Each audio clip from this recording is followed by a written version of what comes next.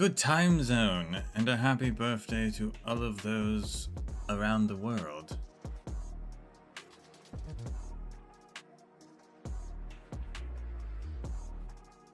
Trying out some new music today, and it's not usually something I'd go for, style-wise, but I don't hate it. So far. At least.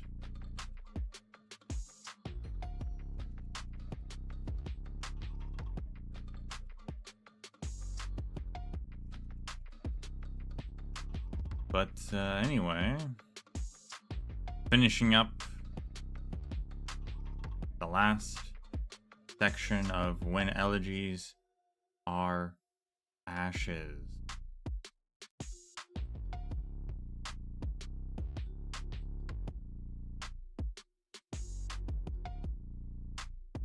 For that, though, everyone's favorite Arknight news.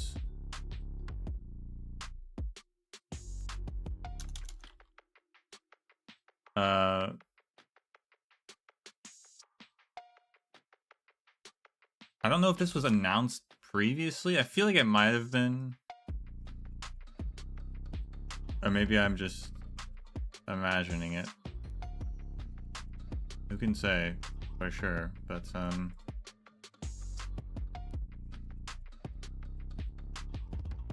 we have a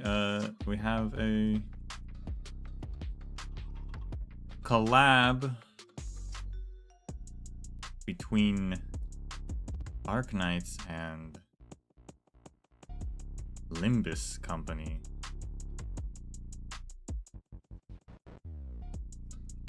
Which is cool. I don't know anything about Limbus Company, but I do know about Lobotomy Corporation, which is in the same universe as far as I'm aware, from what I've read here and there. I've seen people play Lobotomy Corporation. I've never seen anyone play Limbus Company, but I know they're related, and the universe seems cool.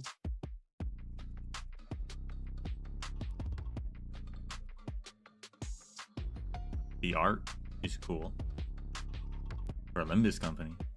So yeah, pretty cool. Pretty cool. I don't know if that's a that was from the Limbus Company Twitter. I don't know if it's a two-way collab or what's going on with that, but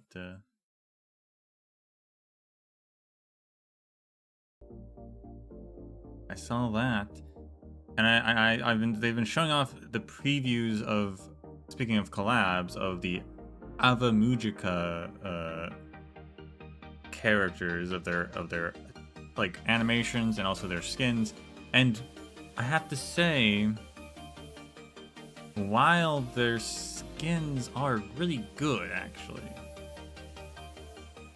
I'm a bit disappointed in one aspect. When you can compare the base animations and the skin animations, the skins get rid of their instruments. And that, honestly, comparing the two, I'm not a huge fan of. I like the animations of them with their like guitars and drums, like playing the instruments, and then that's like their attack. Like, it looks very cool. It's very fun.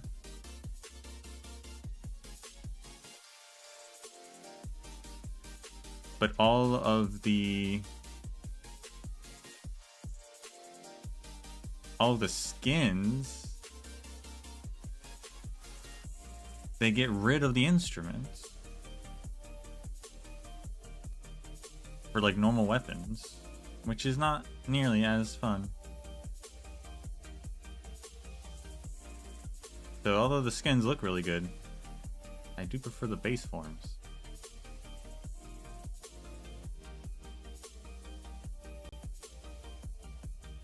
Good time on Luigi.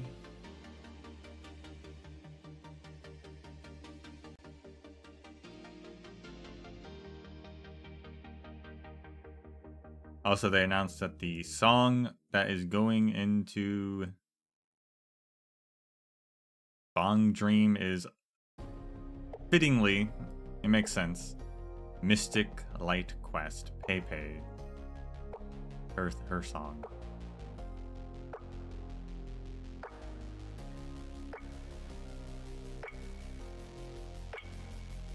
Don't know if there's gonna be other ones. Seems like it might just be that one. I don't know what their game's like, so maybe, I don't know. But yeah, that makes sense song-wise.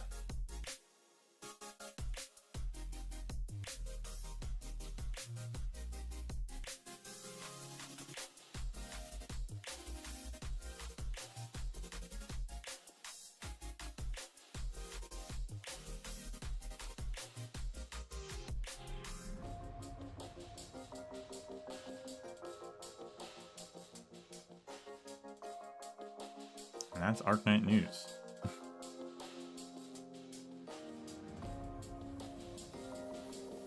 And now for riveting Arknights gameplay. The bam.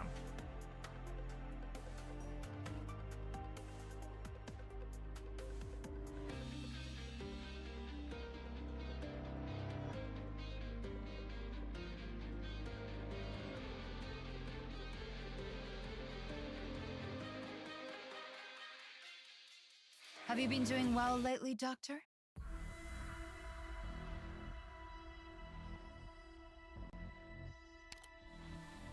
We've got another Ice Games. And also apparently a transparent tote bag.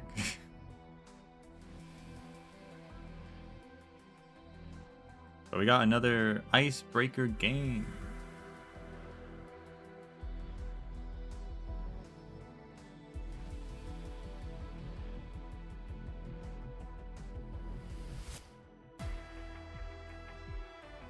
Coming out in a few days.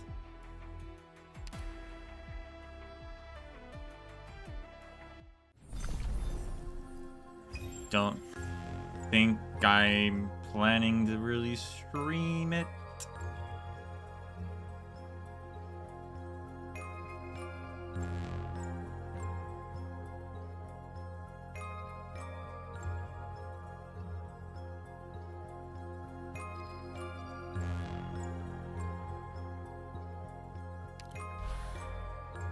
Where were we? Where were we?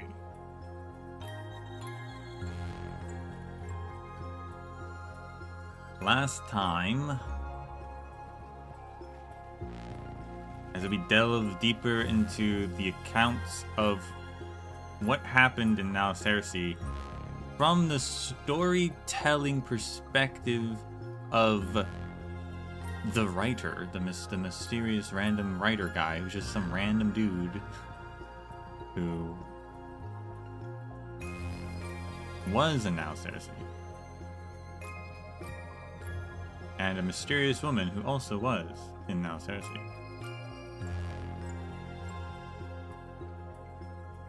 And the game has outright said now that, like, yes, some of the parts of the story are embellished, are fictitious, and they specifically said which parts were fake. The death or disappearance of all of Dublin in the Dark Mist. The Dark Mist is the Dark Mist itself. Kulan pulling the statue by himself. Like, those sorts of things never happened, or if they did happen, they didn't happen in the way that is being presented to us.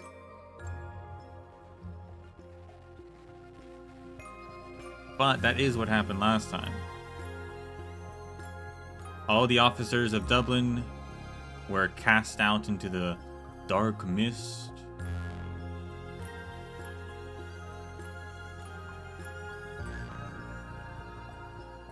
Never to be seen again, although we did see a brief that the singer made it through to the other side. Whatever that's gonna do for us, I'm not sure. He made it through, and the Brigadier made it through, I guess, as well. Although the way that scene happened made me kind of question whether or not that was actually him or not. But he made it through and then talked to Eblana. But then when he like showed up to talk to Eblana, the Dark Mist also showed up and like spoke to Eblana. That was weird. But maybe that's all made up too. I don't know.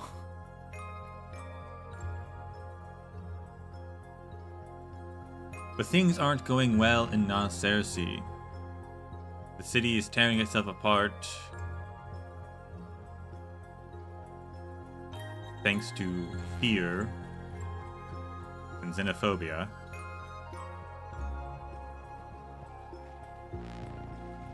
Kulan, tired of it all, trying to help the city, trying to convince everyone to stop this nonsense, drags the statue out into the square by himself, which he did not actually do. What that actually means, I'm not really sure. Like, okay, if he didn't drag it, then like, who helped him drag it? Did he not drag it at all? Was it already in the square? Like, what exactly is the embellishment?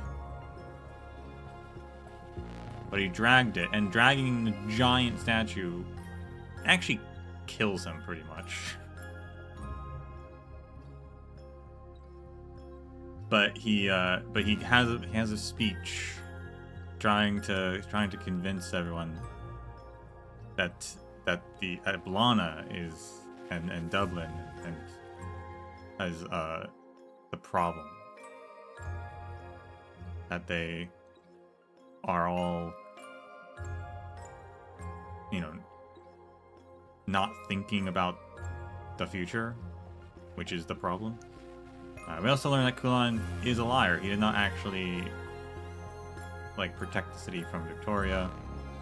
He just made up that story to try and be a hero because he wanted to be a hero to give the people of Narration someone to look up to.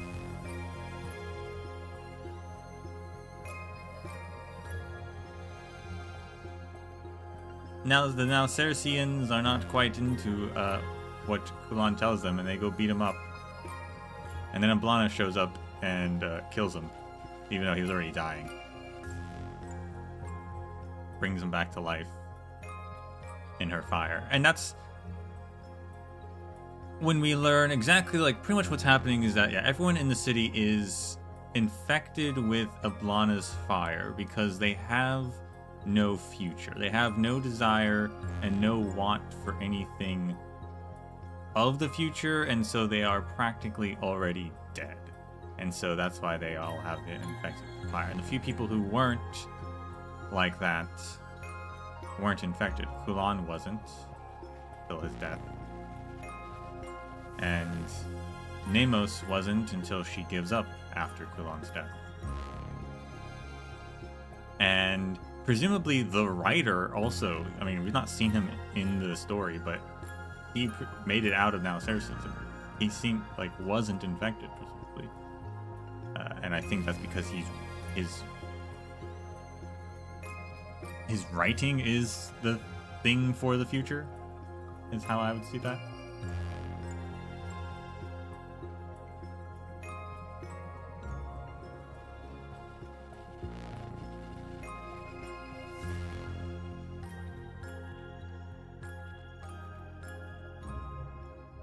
Reed leaves Narration to go to the Wakeman village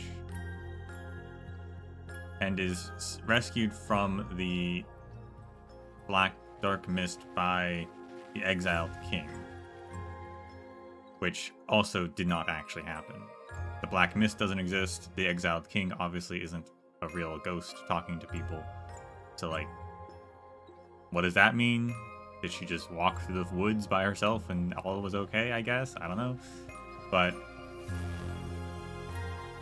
she talks to the exiled king, who is trying to convince her that the red dragons are always meant to fight each other.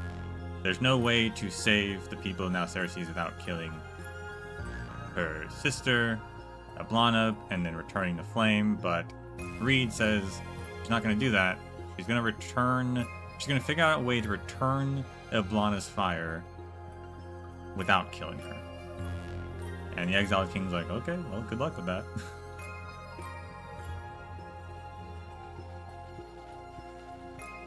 Returning the fire is some ceremonial ritual that usually happens upon death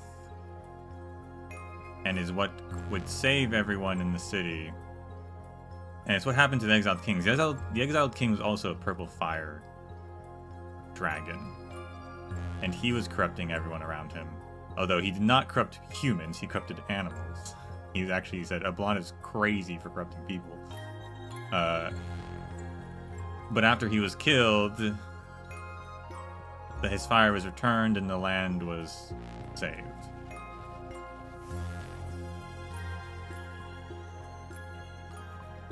We also learned that the Wakemen are the people who actually killed them. They were they are descendants from the people who killed them. They were descendants from the druids in now Cerseus who let him return to the city only to then help kill him. Back in the past.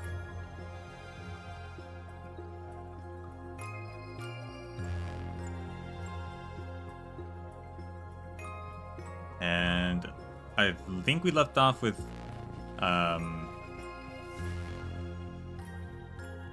Brigid coming into the Wakeman village. Again, somehow just made it through the woods, even though she couldn't do that earlier.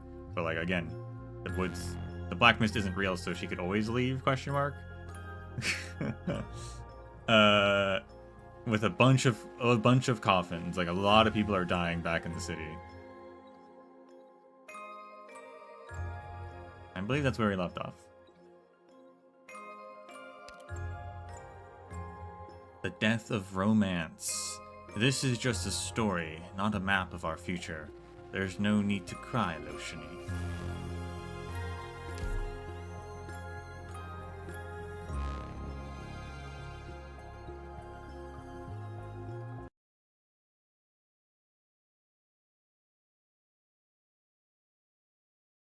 Where did you leave off? Ah yes, on the eve of Samhain, while the sun still hung in the sky. Samhain nights bind life with death. There is no mere superstition. Or perhaps you could say it has long transcended superstition. Taran legend speaks of countless great deeds and tragedies occurring on this very night, and such tales often put the date front and center.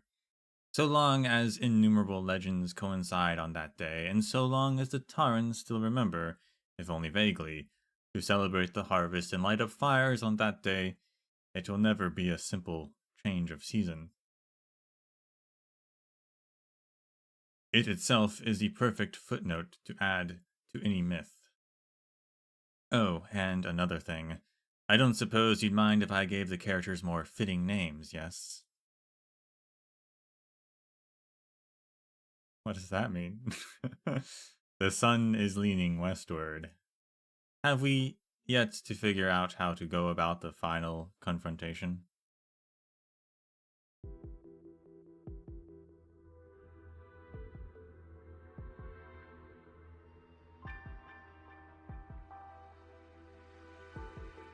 Loshini, why are you hiding in your room at dinner time again? Is Dad angry? Oh, that's Is Dad angry? No, but he will be soon. I'll be down soon enough. What's that on your desk? Nothing. The young red dragon tries to block her sister's line of sight with her body, but her effort is in vain. The small paper box sits on her desk, carefully lined with cotton. Inside lies a tiny foul beast, already dead but still harboring a faint and lingering warmth. It seems to have broken its leg while alive. An unsuccessful splint fashioned from stiff paper now lies in pieces around it, accompanied by a few grains of wheat.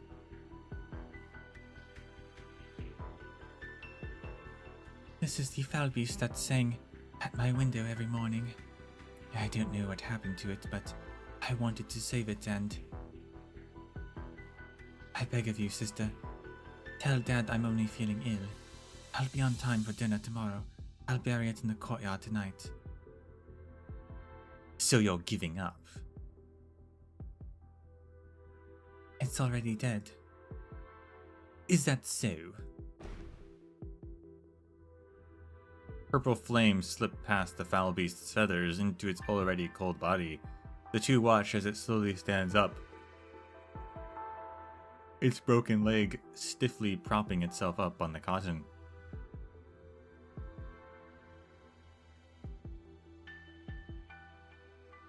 Alright, would you like it to fly, or sing a song for you?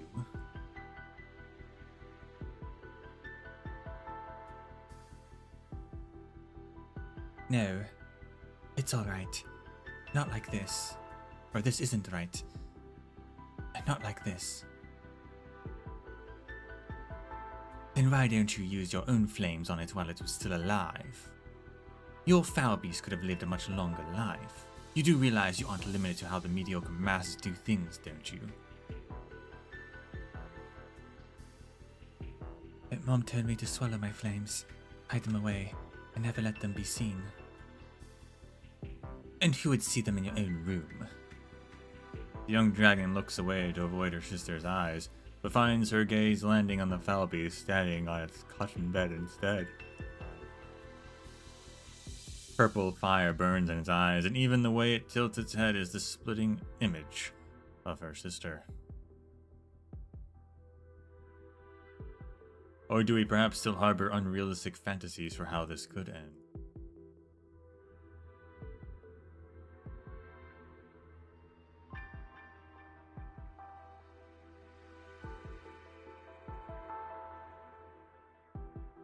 Man, old read, oh my goodness. Sister, you're covered in blood. Were you injured? Most of it isn't mine. The Duke's spy bled profusely. I'll replace your bandages. Where's the Earl of Warwick? He has work to do. Yes, so he says. And as always, you take him at his word. He even allowed the spy to discuss poetry with you while he works.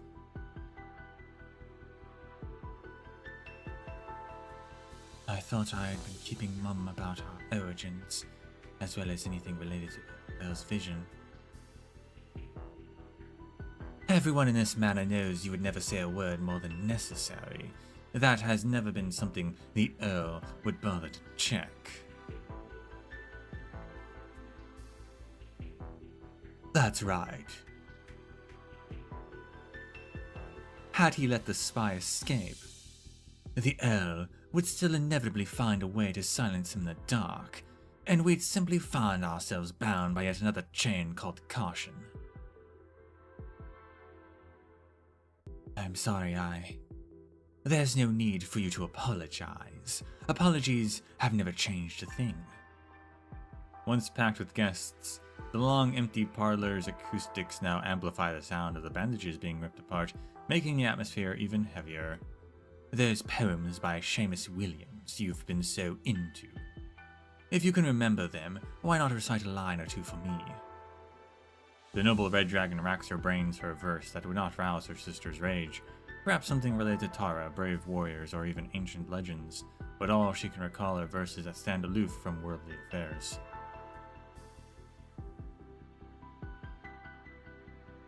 The land is but a strange romance, the cause of its end lost to chance ill. I am but a wandering bard, well versed in lore from songs in the woods. She sneaks a peek at her sister's face and sees no change, so she plucks up her courage and continues to recite more lines. Only when she finishes both the entire poem and the new bandage with a delicate knot does she realize that her sister has already fallen asleep, encircled by meter and rhyme.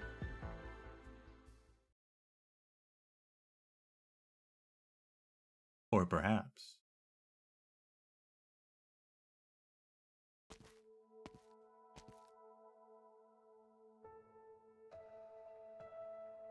Sister. Oh, Loshini. Loshini. You've kept me waiting. What of your new friends? The wayward wake woman, or perhaps that lively nomad? With your presence, any obstacles preventing you from bringing them along should have easily been reduced to naught. There in the city, this is a moment to be shared by us alone. Indeed. It's cold out here on the balcony, so let us continue this in the corridor. A replica of where Laweach died, and now Cersei. Why must you cling on to our inglorious history and repeat it? I see you've gained a deeper understanding of the word Tara.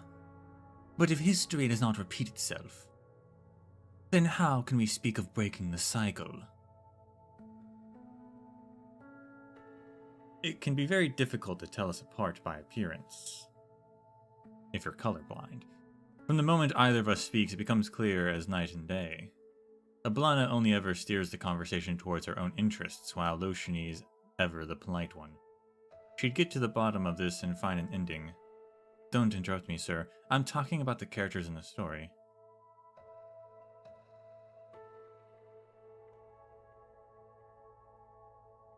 I'm sorry, Eblana. Oh no, I'm quite glad. You finally accepted my invitation.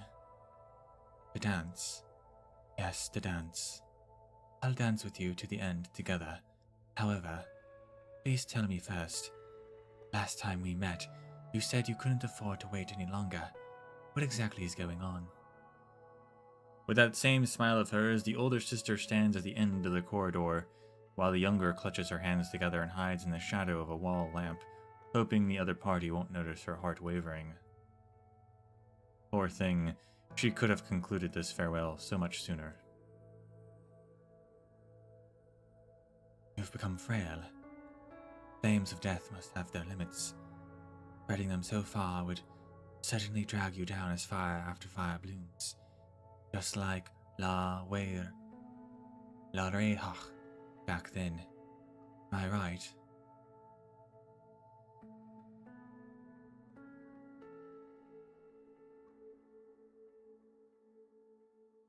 I see.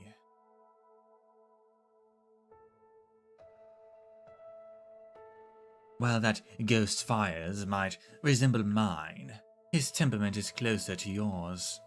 It seems he helped you quite a lot. At first, he only wanted to watch all of Tara burn. He was simply trying to keep it together, just like you.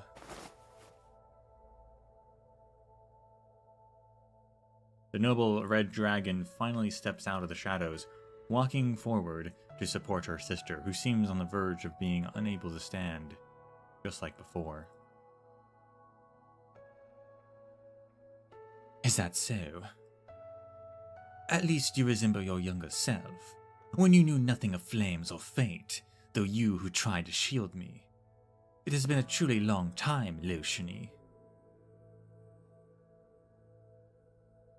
I remember. It was when Mrs. Murphy next door passed away. You didn't like her, but fancied the beautiful bouquet of flowers in her coffin. So you used your flames to change her body's position. I saw scorch marks on the flowers and thought you'd be scolded. I told our parents I was the one who did it. I even fabricated the story of how I opened and closed the coffin.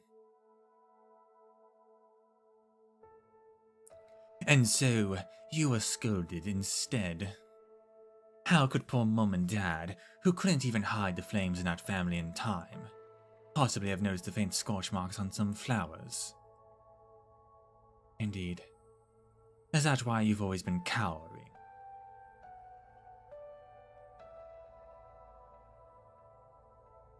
You would blame every decision you've made in life on one unfortunate childhood experience. Huh. Tell me, sister. Tell me there's still time. I'll accompany you out of the citadel and into the square.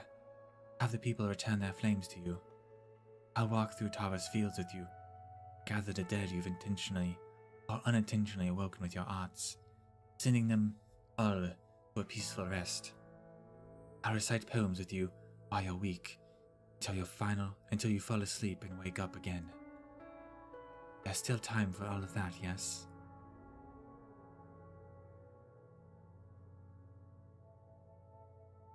I trust you to keep your word.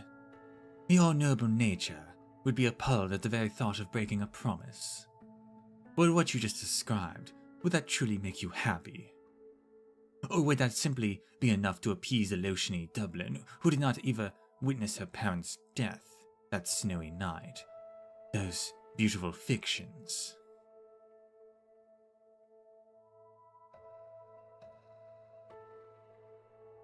Sister, love, poetry, dreams. Those are all well and good, but it is time for you to wake up. Kill me. If you truly wish to end this chaos, that is the only way. Then put on the crown, and you shall become me, while I become you.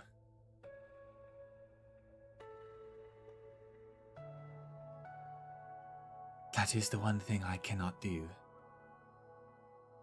You will have to mull over it once I'm dead. Didn't you decide not to hesitate any more, Lotiany? There's been no other chance for us from the moment you came back to see me. The older sister's mouth curls up in an intriguing arc. Come dance with me.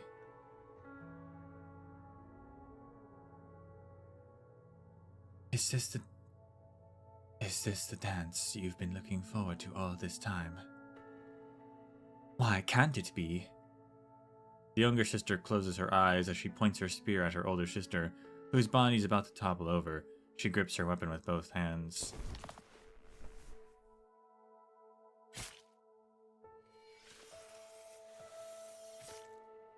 The sharp spear tip pierces the red dragon's body, but she stands unmoved as if nothing happened at all, until her younger sister's hand circles her waist and her body slowly crumples, just like the end of a dance.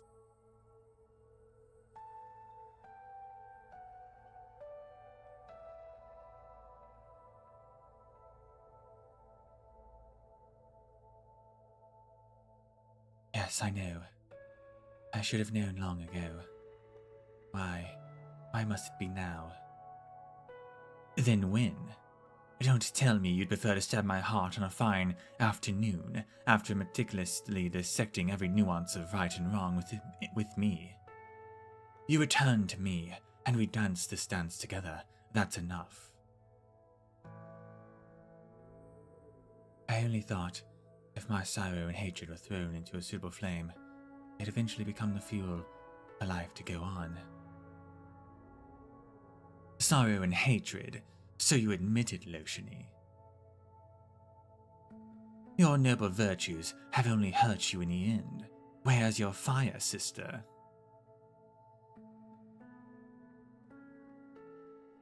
I can't put out your flames just like that. Ah, you mean the people in the city? You will die, but not now. Your flames will be extinguished at your funeral, at your fire-returning ceremony. But still, you ought to be dispelling death with scorching flames, rather than holding the hand of the dead and confessing your own inner turmoil, your own regrets. Otherwise, you will only ever be as you are now, letting go of your chance to save everything, your final chance.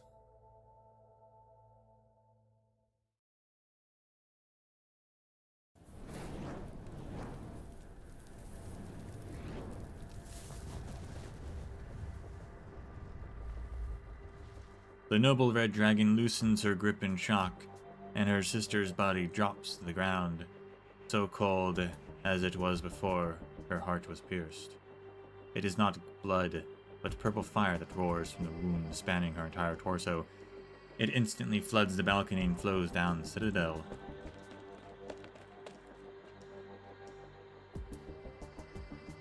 The noble red dragon rushes over to the balcony, but the purple flame of death are even faster.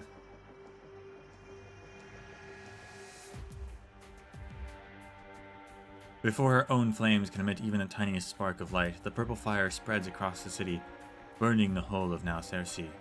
The last time she looked out from this very spot, the flames were scattered like stars in the sky. When she had returned earlier that day, they coated the whole city with a cold and gloomy hue.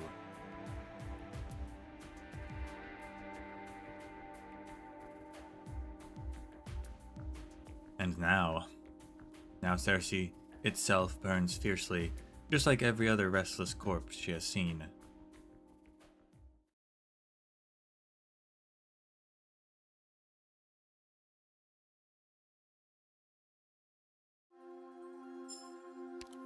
Man, if only Eblana actually died.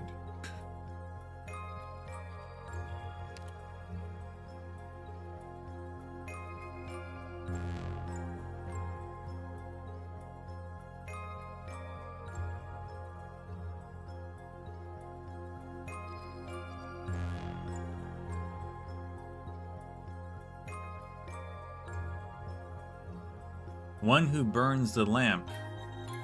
As you wish, Eblana.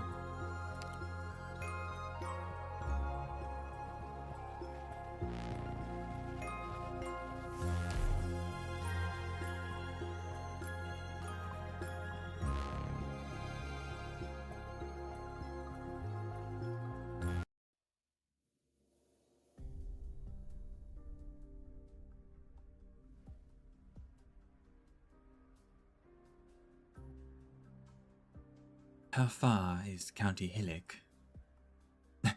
It's Harmony, but it's a flashback, so it doesn't really count as much, but I guess it counts.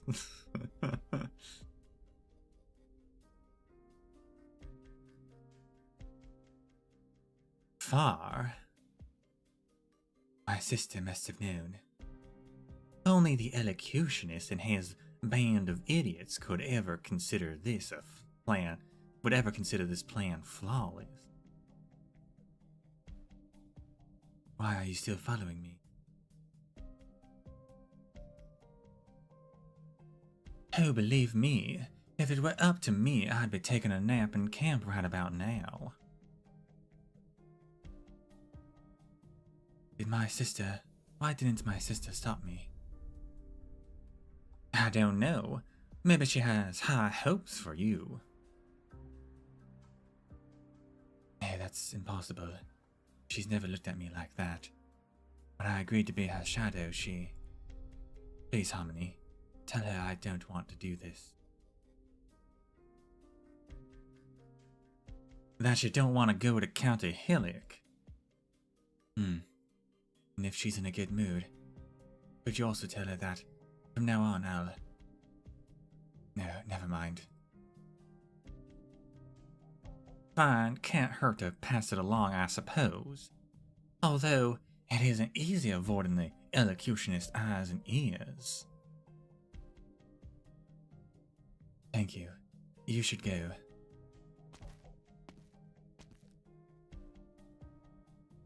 Or she gets bored.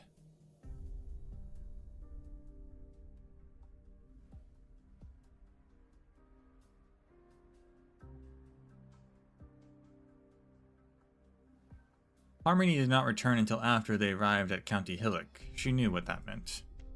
That night, when cannons roared and crystals bloomed, she lay on the streets of County Hillock, blood draining from her abdomen. She had not been afraid then. Instead, she felt relieved that she would die like any other person. But then she saw those purple flames on a tower not too far away. That was when she felt afraid. Afraid that the flames would overlook her and turn her into another puppet like those on the street. Afraid that the flames would find her and bring her back, forcing her to remain a shadow. She gazed into the fire, trying to find some hint of her future in it, but saw nothing. Apathy. That which she feared most had finally happened.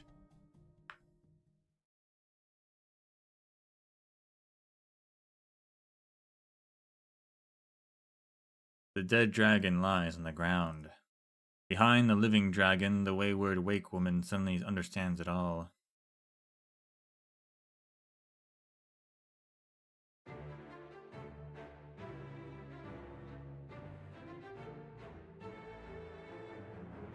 She deceived you.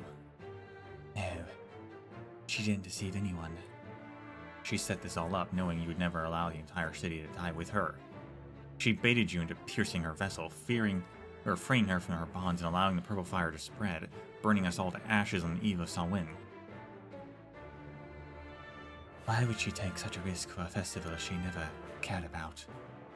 I'm affected by the purple flames too. I can feel the flames of death burning in my chest, colder than ever. So cold I'm growing numb by the minute. It doesn't matter whether she's seeking dominion over all of Tara, or if she's simply gone mad and wants the city to die with her.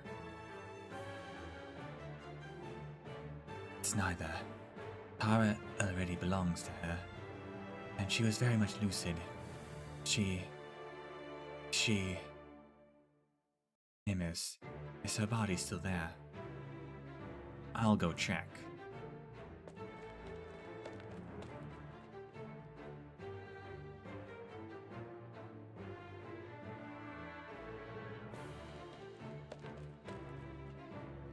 The wayward awake woman burrows her, the wayward awake woman's brow is furrowed. Perhaps she never felt such malice in all her life, and as such has never harbored such resolve. Her body is.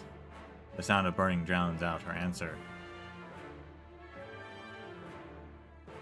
Whatever she's trying to do, now Cersei is not fully gone. The fire returning ceremony can still go on. It must go on. I'm well aware. I'll inform the citizens that the wicked white dragon they worship is dead. What about Bridget? I've asked her to leave the city and find the Wakeman. How are you going to tell people that Eblana is dead? With a coffin. That seems appropriate. Even coffins are in short supply, but she is not some nameless nobody. She deserves one.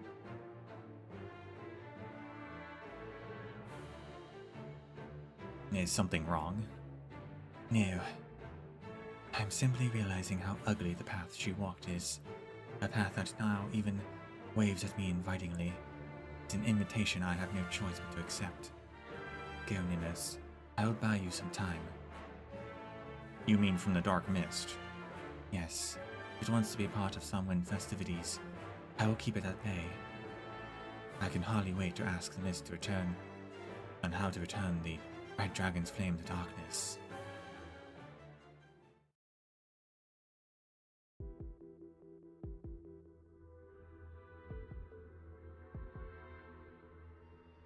I can hardly wait to ask how to return the Red Dragon's flame to darkness. How do you feel about that line? Now the ending of the dragon and her reflection is clear enough. The writer stands up with a start. Who are you and what do you want? All I want is to finish the story that you would not. Didn't you say I was a type who liked to piece together the truth? We've gotten so very close to it. And this is enough, I'm leaving. If you won't tell me the ending yourself, I suppose it falls on me. Suddenly, someone opened their eyes, causing a surprised reflection to let go of her hand. The dragon fell into the fire burning bright, and the reflection hid back in the mirror. When the fire subsided, the dragon was gone, and the people were anxious, for they could not find their dragon. The reflection wanted to find a way to bring the dragon back. Without the dragon, though, she could no longer leave the mirror.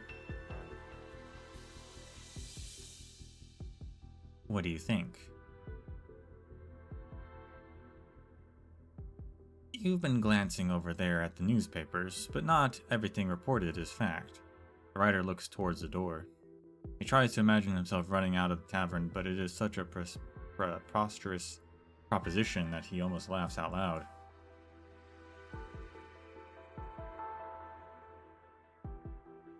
If not everything reported is fact, then he finally knows who this woman is and why she is here. He also knows that there is no escape. But there is something else he realizes. Perhaps this is his chance to truly find the ending he had hoped for. No matter who she is, as long as the story continues, they are equals. He feels his spirit return.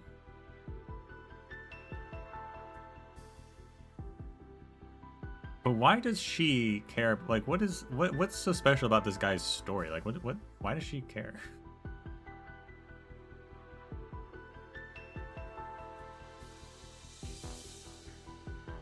Okay. I don't care who you are or why you're here, but that's no way to tell a story. You haven't given it an ending. All you did was extend an endingless story. But I have to know, did you Really see a red dragon kill another. In the same sense that you saw the hero drag a giant metal skeleton to the square, a creative liberty, nothing more. Then take responsibility for it. So the dragon in the mirror accidentally caused her other self to burn to death in the fire. What next? What did the people do? What about the dragon in the mirror?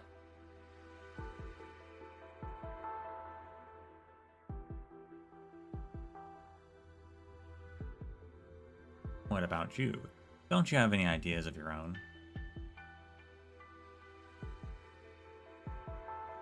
For the first time in a long while, the writer takes out a fountain pen from his pocket, then grabs one of the playing cards on the table. He tries to write something, but the tip of the pen has dried up from disuse. I need time. If it can be connected, then maybe... Connected? Let me guess, you're talking about the last story that you published? The writer's pen scratches hard against the card. Finally, some ink oozes out of the tip. He is suddenly reminded of the words of Seamus Williams. May death connect us with all legends. Seamus Williams is dead, but he himself might, if he may be so impertinent, have a chance to be connected with the legends he wrote. He tries to scribble the poem on the card, but the pen leaves only broken, illegible ink trails. Just maybe. Yes. The writer sits back on the chair, his back even straighter than before. He suddenly feels an urge, the same one he felt after hearing a Seamus Williams poem for the first time. The same feeling that had taken him down this wretched path, which seizes his chest and makes him want to sing, to yell, to create. You may have indeed solved the problem for me. As I said, what I've seen, what I believe, and what I've said all contradict one another. Thanks to you, though, they are finally beginning to converge. How lovely for you. Now, are you ready to start telling the third story? Of course. But I'll need your help. You will need to pick up the narrative whenever I get stuck. This is my story, but it's also yours. It has always been yours. With pleasure. The writer's breath is rapid, his face red. His fountain pen still refuses to write, so he throws it on the table. Yes, of course. Has he not seen enough of those already? So what? He is a writer. He will soon find the ending of his story.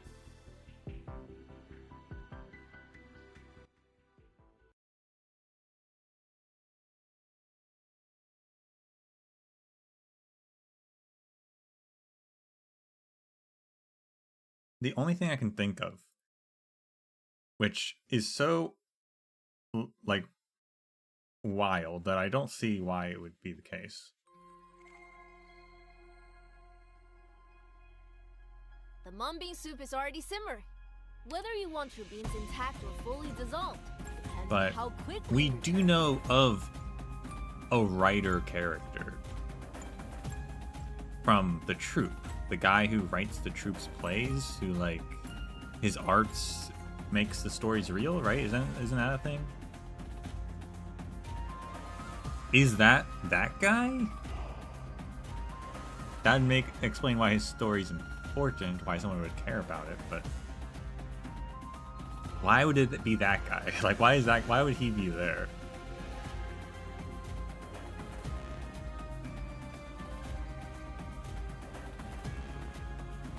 Very strange. In points. Camouflages itself as an incursion point when outside your unit's attack range. Battle for exposing 15 endpoints.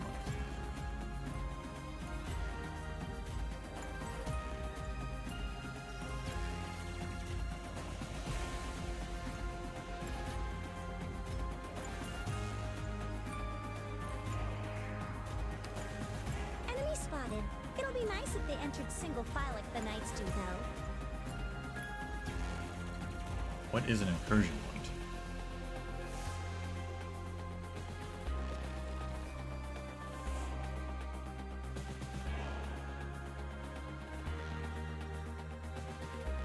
new challenge.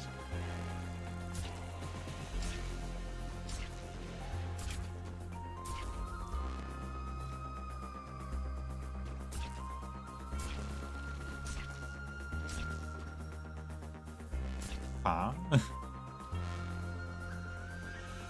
My toxicant is ready. Honey to me. Feels sad to lose your target, doesn't it?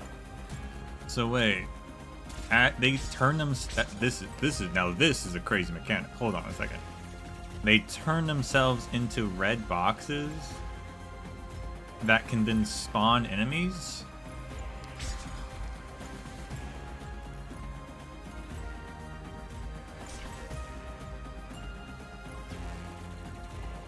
That's Let me double their trouble. pretty cool.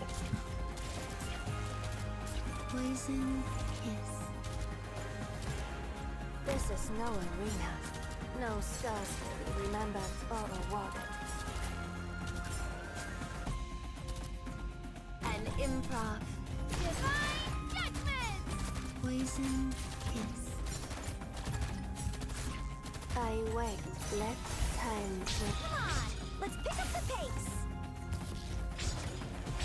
Please, don't be scared of me. I got this. Focus elsewhere.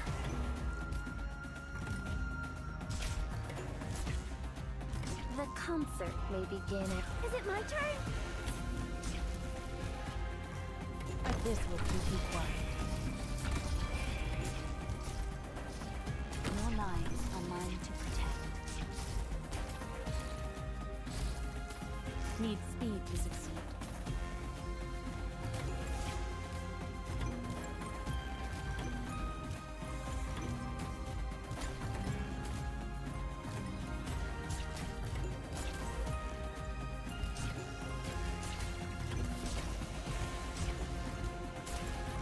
Both They only remember my blade. The concert may begin at any time.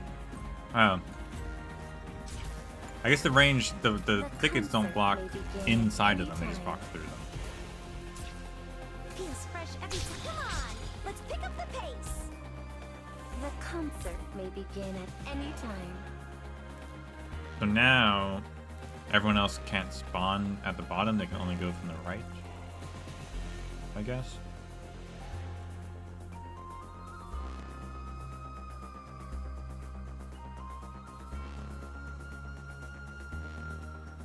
My toxicant is ready. Enemies that turn into spawn points Will is pretty cool. slowly burn your life away.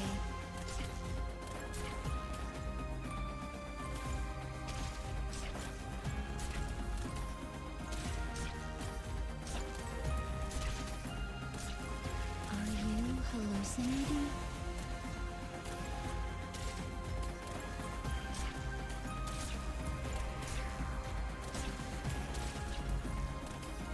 Are you hallucinating?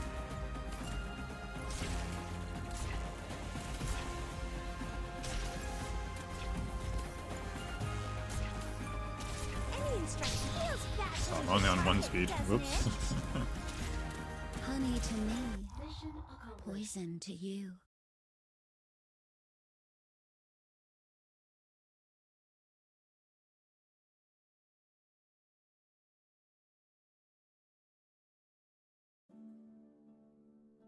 There was a mother who once ruled a kingdom until her crown and her family were taken by her foes. The mother had a powerful daughter who then made a pact with the dark mist in the dark woods to drive out their foes. The daughter reclaimed the kingdom for her mother, returning the promised peace to the dark mist. The mother was to host a grand coronation for her daughter, but the daughter died mysteriously right before the event. Tremendous woe and then rage engulfed the mother. Her zeal to avenge her daughter was so fierce that the entire kingdom was scorched by her vengeful fire. Until that fury disturbed the dark mist, who had just returned to its resting peace. The dark mist demanded that the mother cease, or she would be dragged into the darkness. But in her grief, the mother remained convinced that the dark mist was the one who had taken her daughter. A desperate battle was then inevitable. The mother determined to risk her life.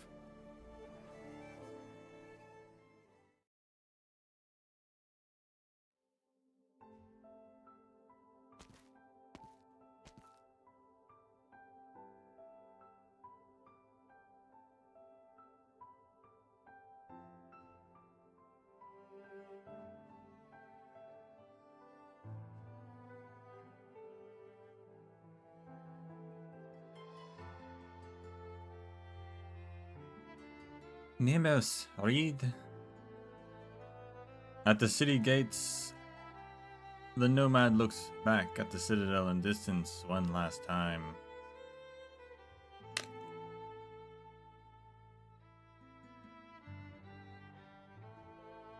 She resists the urge to turn tail and flee at the acrid burning smell. She knows what it signifies.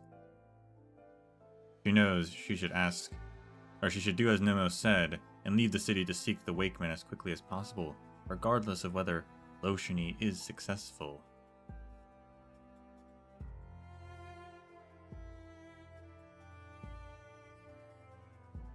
But despite the urgency in Nemos's voice, she did not sound like she believed things would take a turn for the better, nor did she believe that Bridget could convince the Wakeman to come. Bridget could smell the same burning smell coming from Nemos. It reminded her of the obsessions that only the dead could have.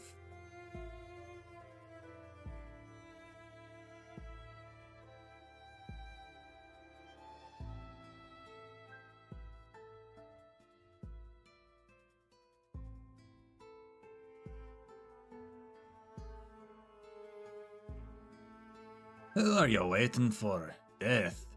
Are you just waiting for it to pat you on the back so you can have a nice little race together? Who is that? Oh, I forgot you could hear me.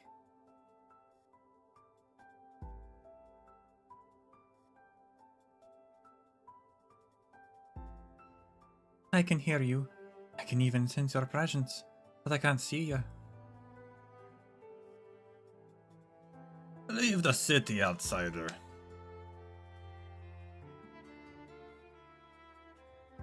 You're an outsider too, by the sound of it.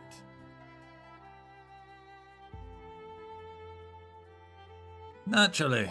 Consider it an advice from one outsider to another.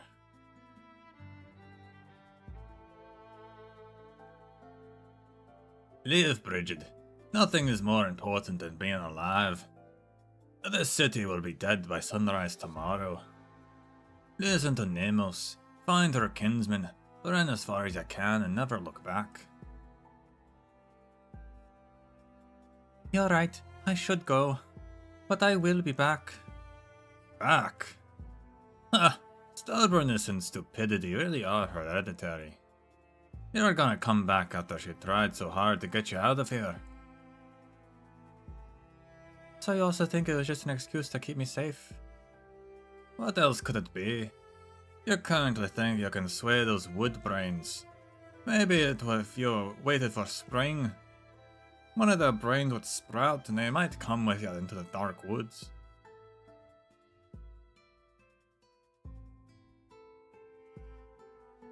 I don't like the way you talk, Invisible Brother. What did you call me, brother? You have burnt stench, but other than that, you might remind me of the nomads. No clue how you're related to us, but it feels right.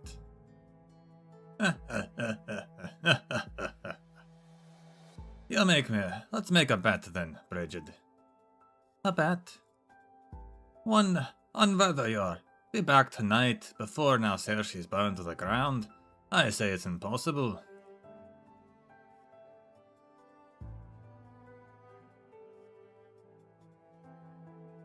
That's not what you really want to bet on. Oh yeah? Then tell me, what am I really thinking?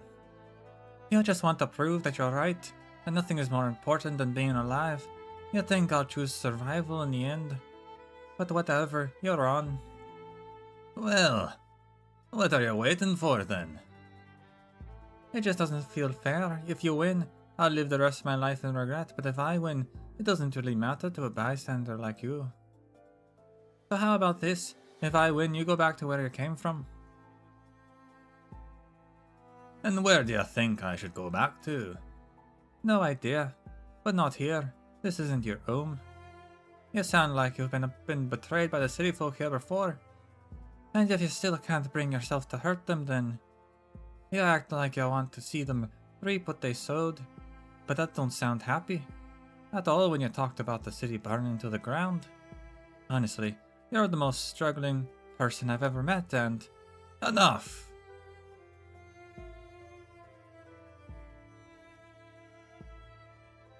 Very well. If you win, I'll return to where I belong. But just coming back to here to die won't cut it. What else do you need me to do then?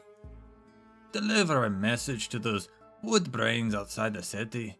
Tell them, in ancient Tenge, it's been 600 years. Nobody's blaming you anymore. Go do your jobs. Oh, and one more thing. Ancient Tenge expletive, you stupid wood brains. What? Pass that on to those fools verbatim, especially the filthier bits. Did you get all that?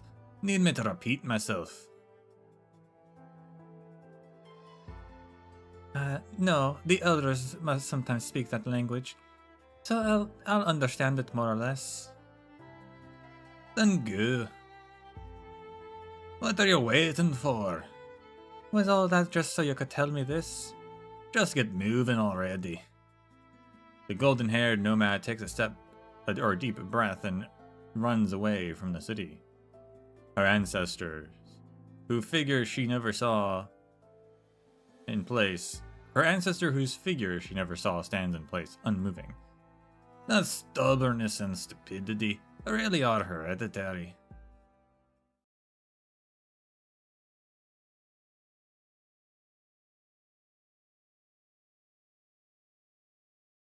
Still don't get how she's related to the dragons? Nemos turns to leave while Luciany looks towards the dark woods. The sun has set beneath the horizon. Curfew is about to begin. In the distance, she sees the dark mist spreading from the forest towards Na Cersei, thicker than ever.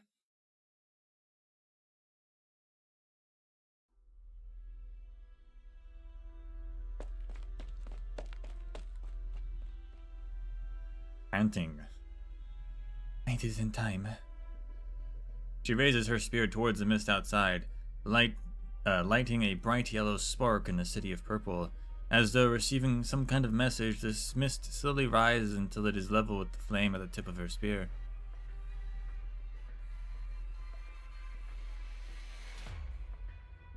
Yes, come here. Where it's warm and bright. Where there's still life. Yes, over here. What? You want to pretend I don't exist again? I won't let you.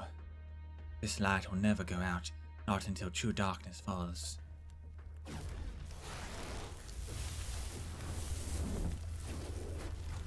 Attracted by the flame in her hand, yet unable to approach, the mist begins to flow through the streets.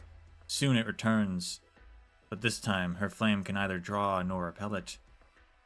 There is a cacophony within the mist. She feels as though everything has gone dark all of a sudden. The dark mist has come. Is this your answer? Yes, this is my answer. It is incomplete. It needs time. Time is your enemy, not your friend. You'll see about that. Deathly fires have not yet completely transformed the people into the walking dead. They are still alive. There is still time to return the flames. And you're not going anywhere until Nemos awakens them. Ridiculous. Ridiculous, maybe. Maybe my strength, my wisdom, and my arts are all so insignificant to you that it seems ridiculous. But I have my resolve.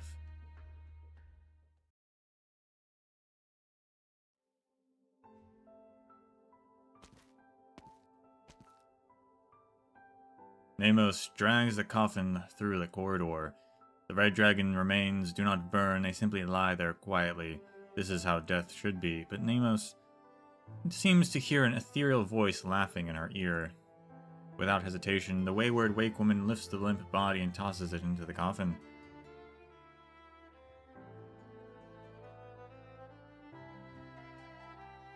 I was gonna say, wow, she must be really strong to carry like a dead body in a coffin by herself, but then I remembered that Taurens are just really strong, so I guess it's fine. I guess it's normal.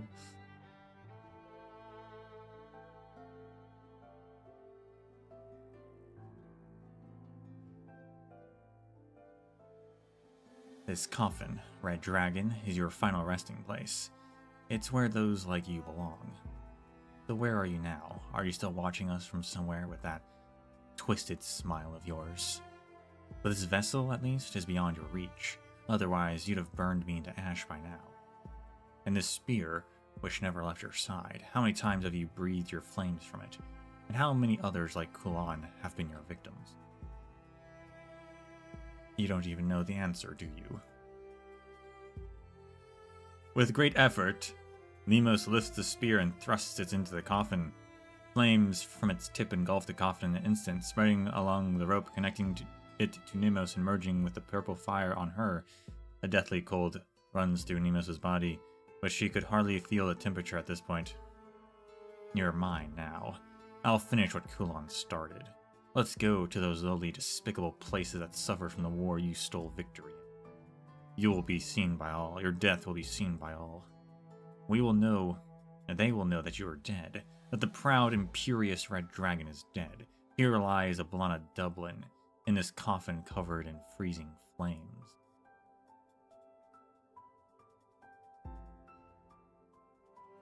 But what will they do then?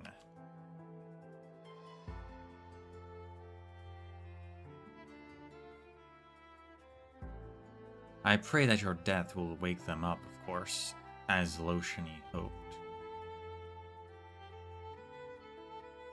That they'll know that the era you represented is over, that now Cersei will escape this calamity, that Tara need not celebrate its rebirth at the death of a city.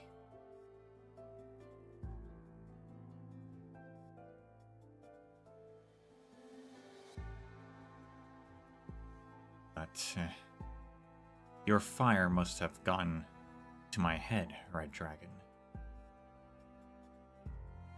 Why is it that I suddenly feel the other ending, where it all ends in destruction, isn't so bad? Someone else may have killed you, but this is my revenge. The coffin remains silent, and Nemos no longer speaks. Silent, delirious, and determined, she drags the burning coffin down the stairs, making a point to let it hit each step on the way down. It sounds like the withered mockery of the dead. May my They've mentioned it bring you twice now peace. in the past two sections, and I don't know if they've ever mentioned it before, but I guess their last name is Dublin. That's where the word Dublin comes from. I don't know if that's new information or not.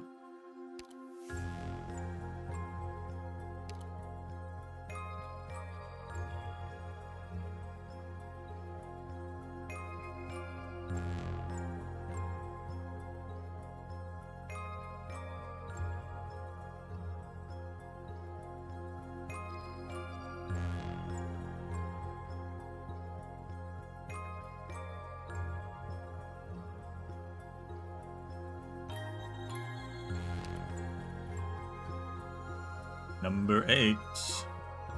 At the end of the night. Await the deluge, and when the sun rises, we shall have surpassed both life and death.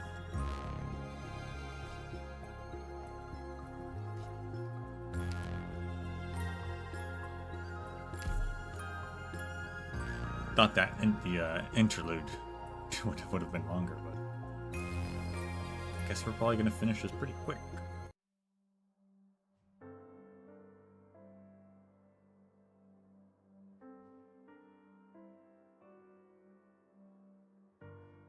Nemos drags the coffin out of the citadel. Not a single soul is in the square with the statue. Curfew has begun, but she drags the red dragon's coffin over the draconic flames burn, or over as the draconic flames burn within her own body. Wherever she goes, the darkness retreats. Once she moves on, it reoccupies the space.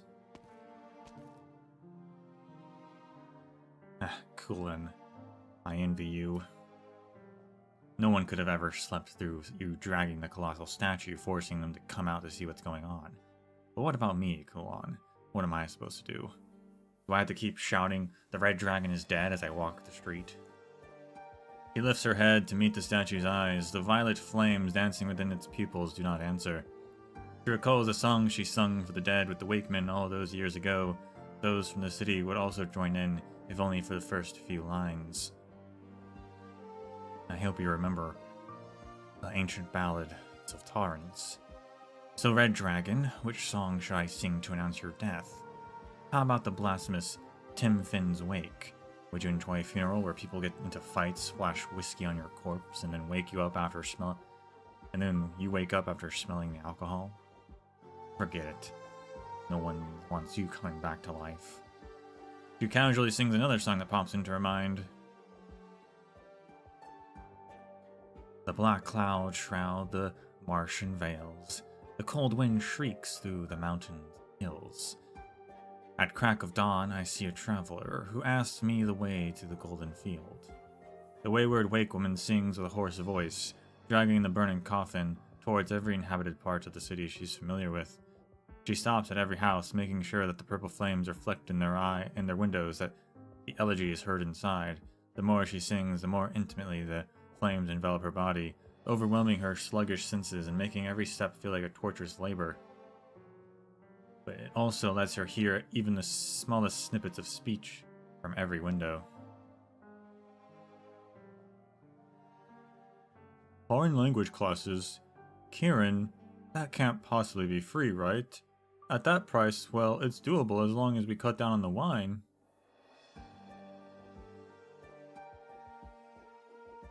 Bloody hell, Kieran, if I helped you back then, could you have escaped the Victorians? Damn dark mist, if the Red Dragon won't drive it away, I'll do it myself. The black clouds shroud the Martian vales. Cold wind shrieks through the mountains and hills. At crack of dawn, I see a traveler who asks me the way to the golden field.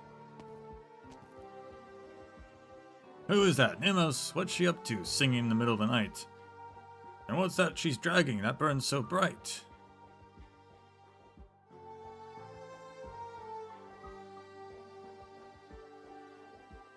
Darling, even if you want to help the Tyrants cause, surely you don't have to join the army. Fine, I'll wait for you to come home for the day when we win our freedom. Finally some quiet, going on and on about your hand, how your hand hurts when your whole arm's already gone. It's not like screaming about it's gonna let you get any medicine. If it was going to be like this, I wish you'd never come home. I'd rather spend my whole life missing you. I said to him, poor chap, even if I don't know how far you have to go. But if you wish, I'll go with you for a bit towards the golden field. Isn't that a funeral song? Who is Purple Flames? Who is it mourning?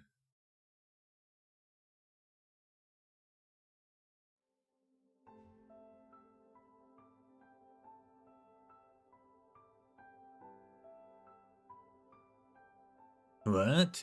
The enemies have entered the woods and are right outside the city. I can't sit back and do nothing, Nemos. Where's the army recruiting? I'll take my weapons and go.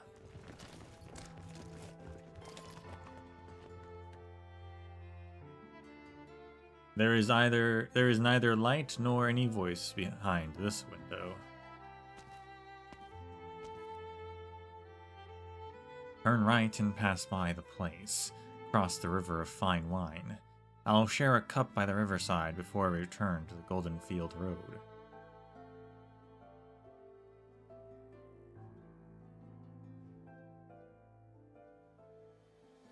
Miss Nemos, will you be moving in with Mr. Kulon after the war is over? I was hoping there'd be someone other than me to cook for him.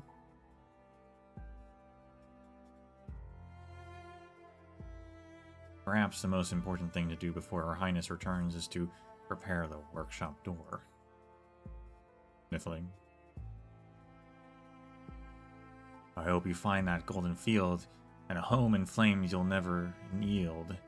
I'm sure you won't hesitate then and complete your trip to the golden field.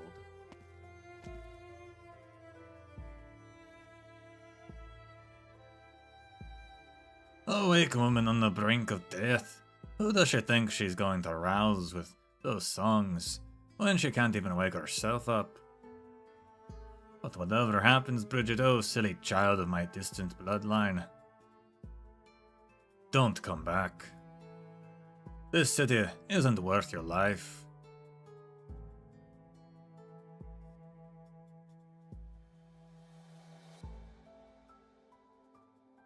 Nemoth walks toward the last street she has yet to visit.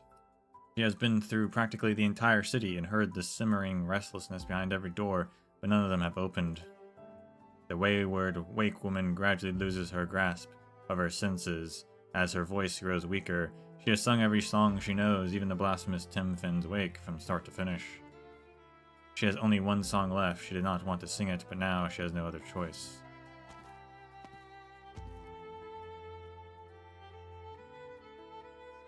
I stepped into the dark woods one morn, calling the mists of horror.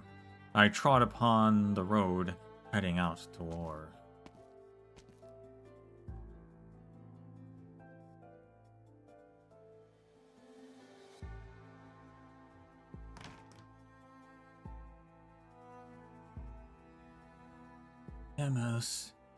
Emma.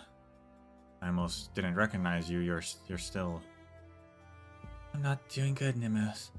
I'll be dead soon. I just want to lie in bed and stop breathing. My joints hurt and my throat's burning. I'm even seeing people who aren't with us anymore. But I heard your song and saw the coffin. I'm on death's door already, so I figured, why not come and see? Where's the dark mist? Maybe in the forest, maybe in the city, maybe right behind us. I don't know. And I don't care. I don't care either. One question, Nemos. I need you to answer before I can die in peace. Inside that coffin, is that truly our red dragon?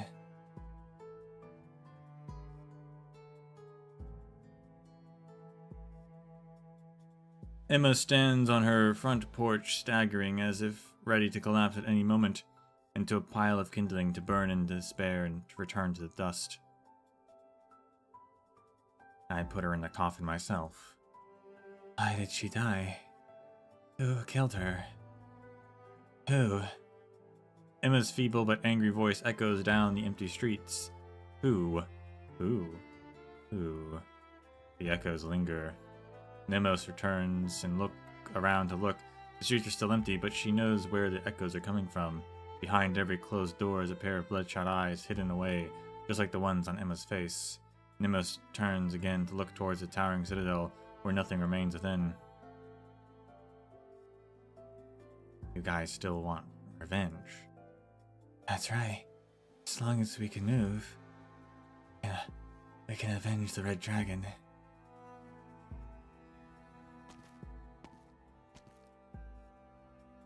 Nemos turns away in despair. She stops singing her songs and merely hauls the coffin step by step towards the square. Wait, Nemos, wait.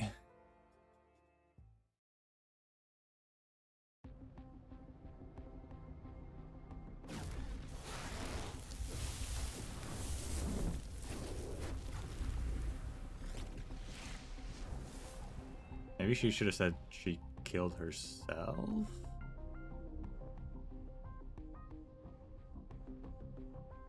Whoops. Oh my goodness.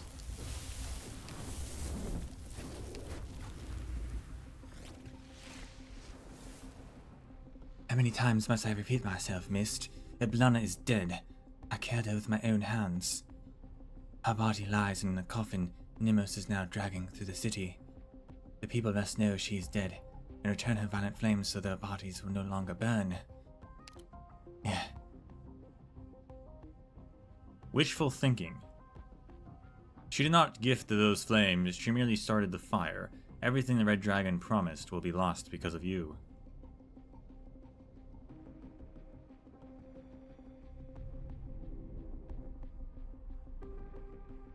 Something happened to the sizing of it.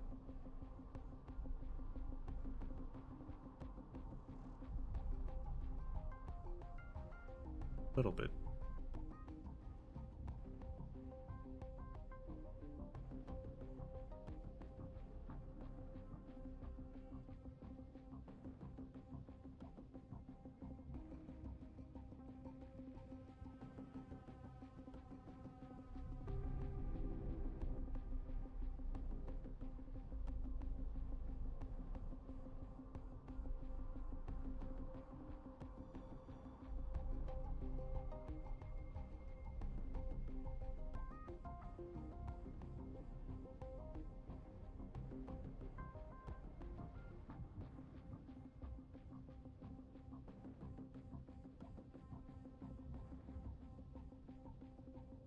I don't know how to fix that top part. Whatever.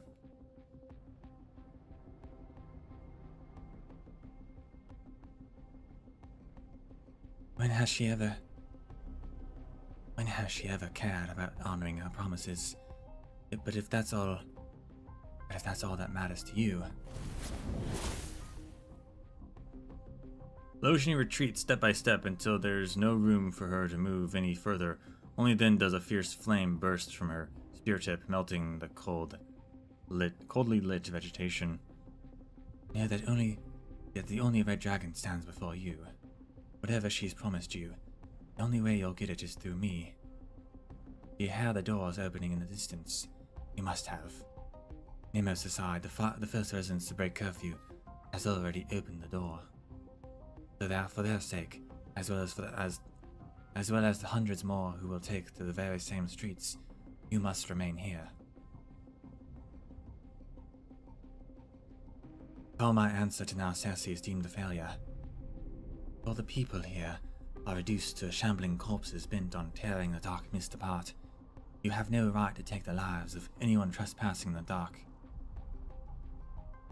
What arrogance. You call this arrogance? If Tara needs it, I can be far more arrogant than that. The Red Dragon speaks no more, and the flames of life burn brightly atop her spear. She steps forward with her back straight, no longer dodging the ice-cold branches, but allowing them to lace her body with bloodied scratches.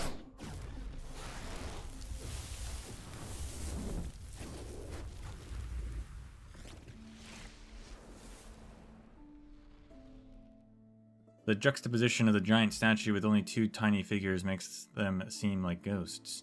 But somehow Nemo's can also feel the presence of others beside Emma. In fact, they seem to have crowded the square, as if the whole city is here. They are all watching and listening, lit up by the strange purple glow from their oranginium lamps. No, it is more than a glow. Their bodies are burning purple. The one who killed the Red Dragon is... Nemo's knows they haven't changed a bit. They are still waiting for her to utter a name so they can curse and then destroy. Or maybe they will even destroy themselves. Loshini, no one would believe there were actually two Red Dragons. Who else then? Who else could possibly kill the dragon who seemed to toy with life and death? Before she can stop herself, she has a thought. Why not just say it was the Dark Mist or the Victorians? Revenge, indeed. Let these lunatics dash into the mist and die in the Red Dragon's name. Let them fulfill their desire for vengeance, and let this whole Violet City die. It was born in disgrace. Let it die in madness. Yes, die like everyone who stayed perish. Just like those who left and went into the dark mist. I stepped into the dark woods one morn, calling to the mists of horror. Nemo's turns to look at the colossal dragon skeleton sculpture, and recalls that recent evening, awash with confusion and sorrow. What was he thinking, the man who dragged the statue into the square? What song was he singing in his heart? Was it the song they taught Theo when they rescued him? What feels like centuries ago? At this moment, The last bit of her sanity snatches the answer from the fiery clutches of her rage. The answer that had been fluttering around since the very beginning of the story. The answer to the red dragon, to the sisters, to the mirror and reflection, and to the flames of life and death. Kulan, if it wasn't you who threw your life away protecting these people, one who killed the red dragon is no other than the red dragon. Called it. It was herself. The woman before Nemo stares at her blankly as if she did not hear her words. Straining her entire being, Nimos yells at the whole city. The red dragon killed herself. She never intended to light the flames within your bodies. She did not want you to burn into cinders, so she offered her own life instead. To protect you from death, and yet must you extract fruitless revenge? Must you destroy everything she gave her life for? The city falls silent as purple flames flicker, leaving only the dark mist lingering restlessly at the gates, as if waiting for its hesitant prey to step into its domain. You're saying killed herself, so we wouldn't exact revenge. Then what do we do now? The onslaught of questions rise from the residents' sins, Nimos' head spinning. Bloodshot eyes that did not shut from news of their death instead ask her questions. Grinding teeth that did not relax from the news of her death instead ask her questions. Clenched fists that did not open from the news of the death instead ask her questions. Silence, tension, confusion. Their revenge was rejected, overruled by the red dragon, so where should their sorrow go now?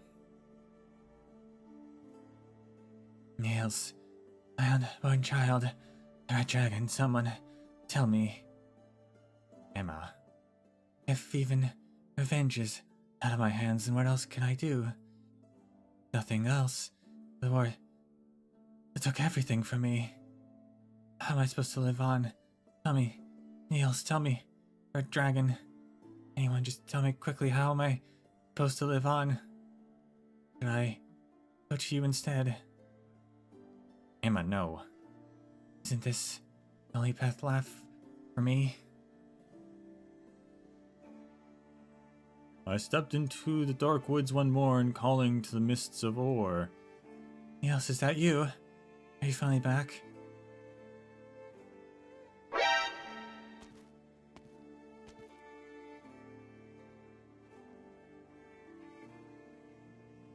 I trod upon the road, heading out to war. No pipes a singing, nor battle drums a roar. Only the bells behind me, through dew and fog did their rings do soar. Stop singing.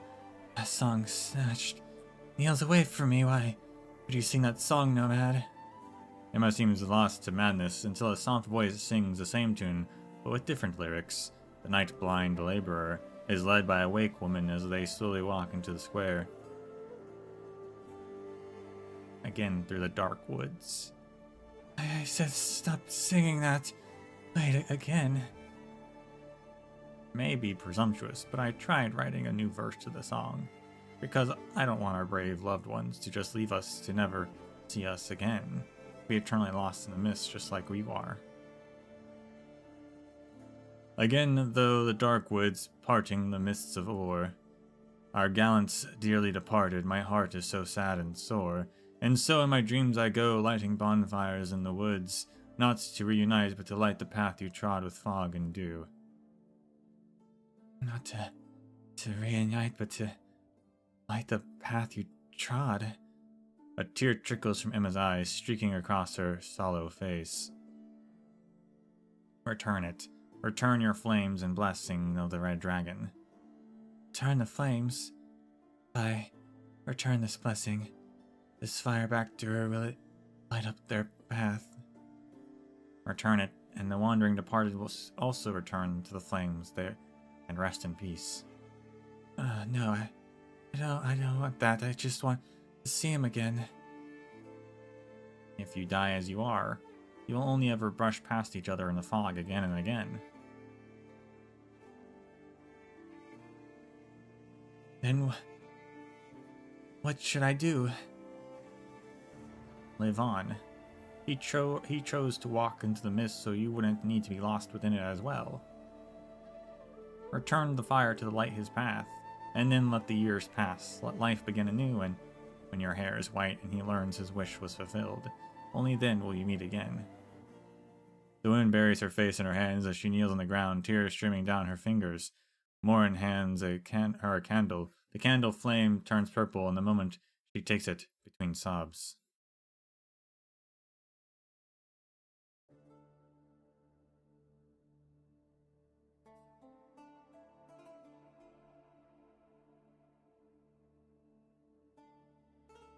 The wakemen and refugees slowly sing their way through the city, like a tiny stream left behind after a night of rain. It is by no means a clear stream, nor a turbulent one. It is a miserably muddy, trickling, flowing down centuries of painful history, carrying dust and blood and about to run dry. It is this murky bitterness that reveals the city's true self in the gloomy night. Nights of falling asleep, grouping old photos, mornings awakened by phantom pain from amputated limbs. Now empty houses fell to ruin, while those fortunate enough to return home were greeted only by orphan dolls scattered across dusty floors.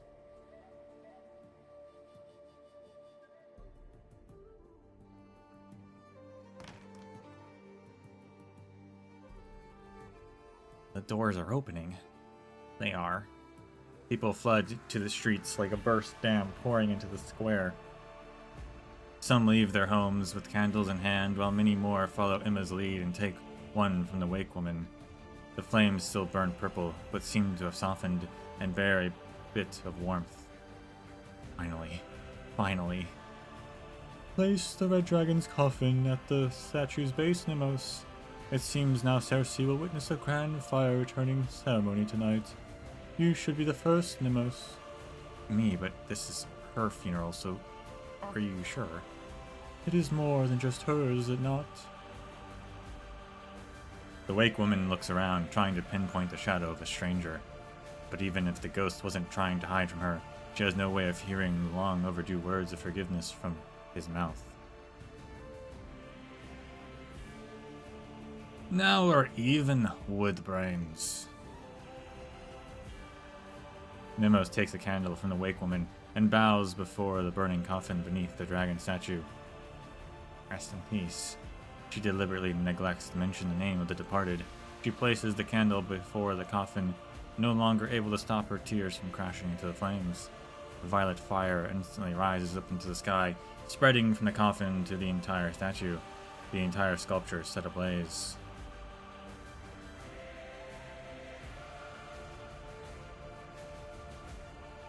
The crowd place their candles down beside the statue and return the purple flames to the one who granted them their hue. Some are silent, some call the dread dragon's name, but many more chant the most precious things they had lost in the war. Tears fall like rain. The suppressed, the promised, the twisted, the incited. Tears wash away the flickering, hollow pageantry, revealing only the sorrow of lives crushed to bits. Crude, sharp, turbid, and stuck in their throats. Only now does their sorrow manage to cry out. The rain of the tears converges into the streams of songs pooling around the statue as a raging blaze evaporates it all, until even the citadel behind the square is engulfed in flames.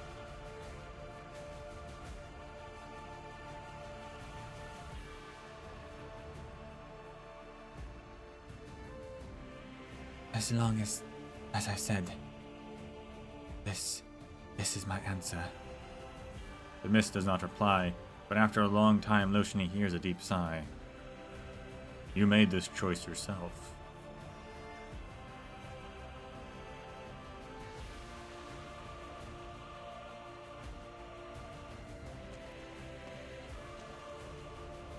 The dark mist dissipates, like awakening from a dream, and Loshini sees real black clouds above her. She heads towards the square. She goes to return fire to the dead.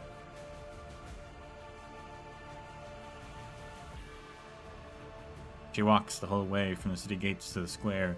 Every living resident is gathered before the burning statue. The soaring purple flames have already taken over one side of the citadel. No one is able to approach, so Loshini gets all the space she could want. It should work from here too. Eblana, may Tara never need your flames again. A small blossom of fire flies from Loshini's palm. She does not know if this conforms to funerary tradition, is simply an act of instinct. The bright yellow flower flutters into the purple blaze. Loshini stands quietly as the other fire returners have done, but the fire does not die out.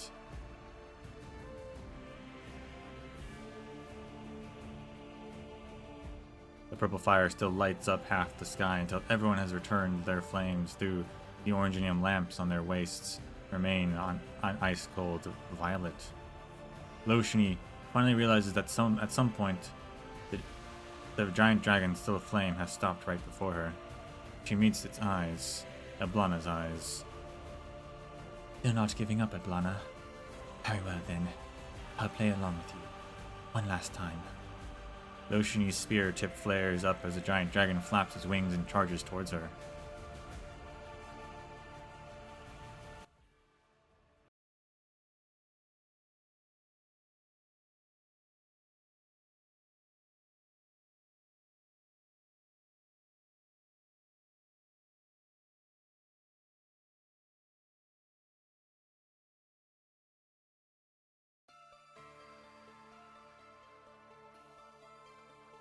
Keep track of my position. I'm ready to strike.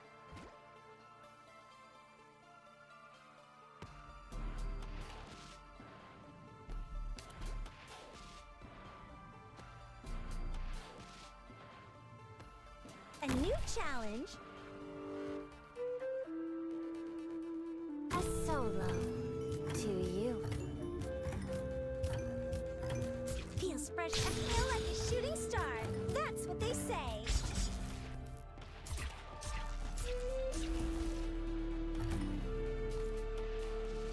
Archunit charging. Feels fresh every time when someone gives me orders.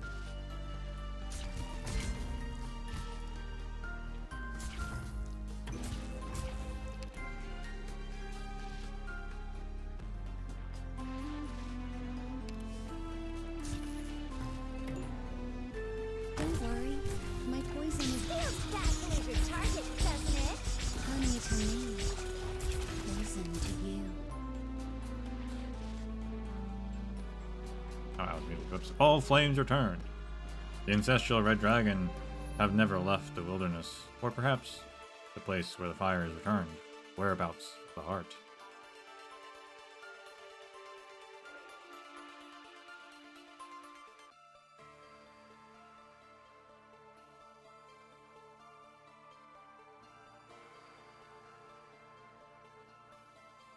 Kind of cute. My toxins will slowly burn your life away. Feels fresh every. Come on! Let's pick up the pace! Your lives are mine to protect. This will keep you quiet. Cuter than the real Eblana. What is that? Fires of days past, more likely to get attacked by our units and blocks their vision. Okay. The concert, liberty, and sunlight all around us. Poison kiss. Feels fresh every. Come on! She hits hard. Follow me into the shadows. I'm prepared to swing this ground. You needn't fear. This will keep you quiet.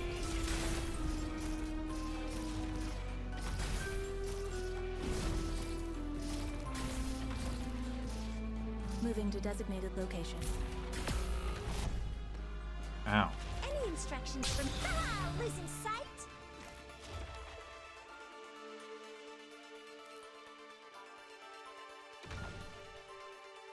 Archunit charging.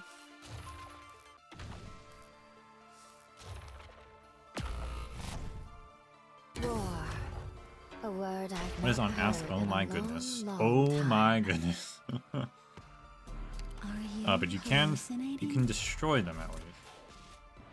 Got a problem that needs solving? Moving to designated location. If you're really wrenched and boned, the healing mode enabled. No one knows you stepped into my domain.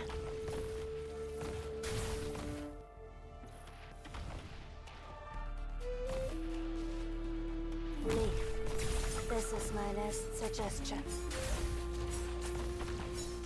I listen, blassweiße Rosen, schlichte Kleingeister.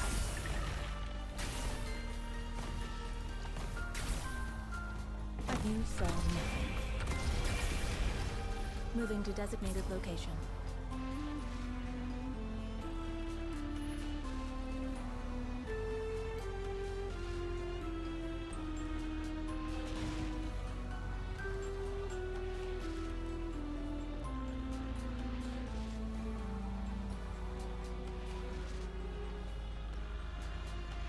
Beat the boss without surviving? Oh, well, now you tell me. To this passing silence. It already revived. Schlichte Kleingeister.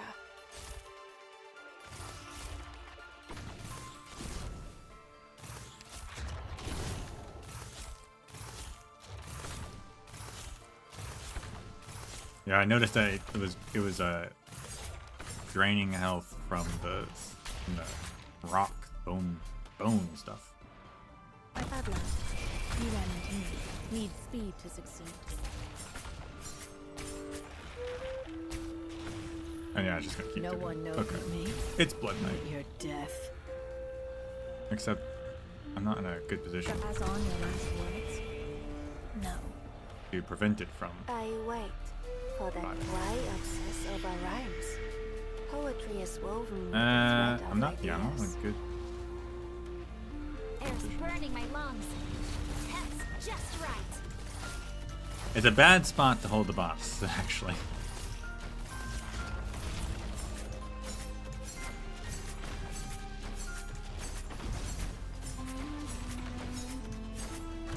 If you're really, I'll plant you into the soil to grow anew. They only remember follow me into the shadows.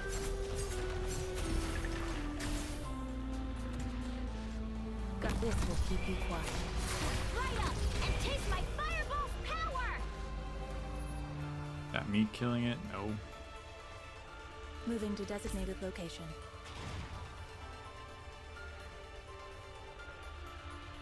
Eiles blassweiße Rosen, schlichte Kleingeister. Oh. Oh. There's a. There's like an actual phase too. Ah. So I guess that doesn't count as reviving.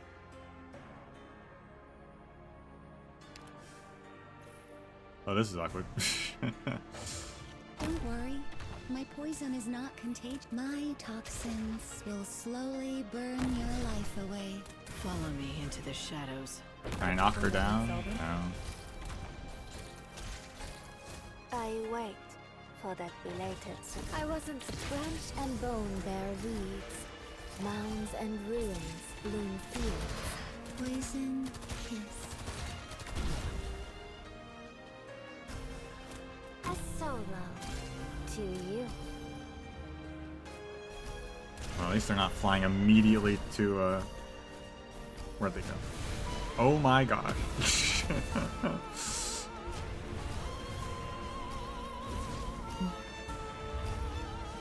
What would you like? Liberty and sunlight all around us. Oh my gosh. I had luck. You ran into me. Moving to designated location. I see they really went all out with this boss. Activating arch unit. I did not bring enough range No one people. knows my name. I'm prepared. Fire. You stepped into my domain.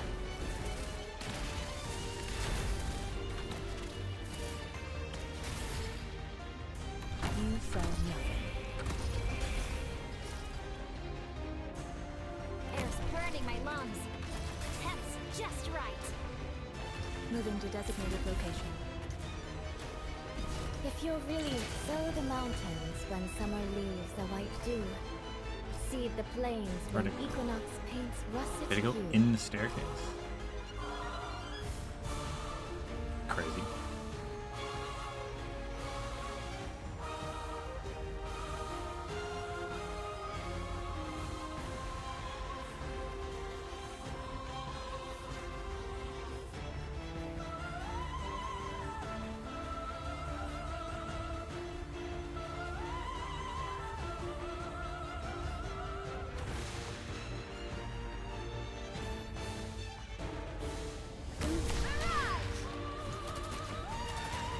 I wait for that belated serenity.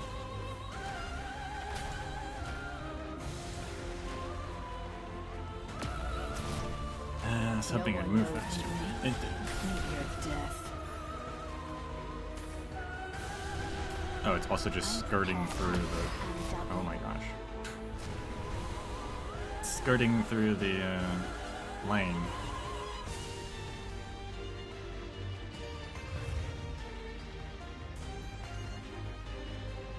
An improv from us.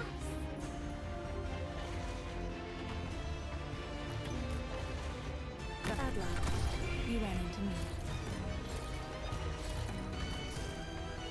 If you're really branch and bone bear weeds, mounds and ruins bloom fields, suffering will come to rest.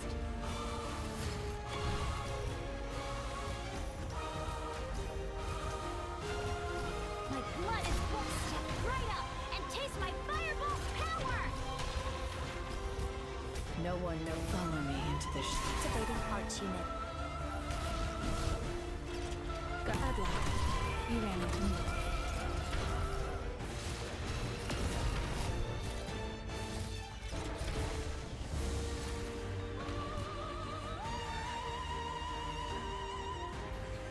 Let me double their trouble. Don't worry. My poison is not contagious. Phew. That was close. I was not prepared for a flying boss.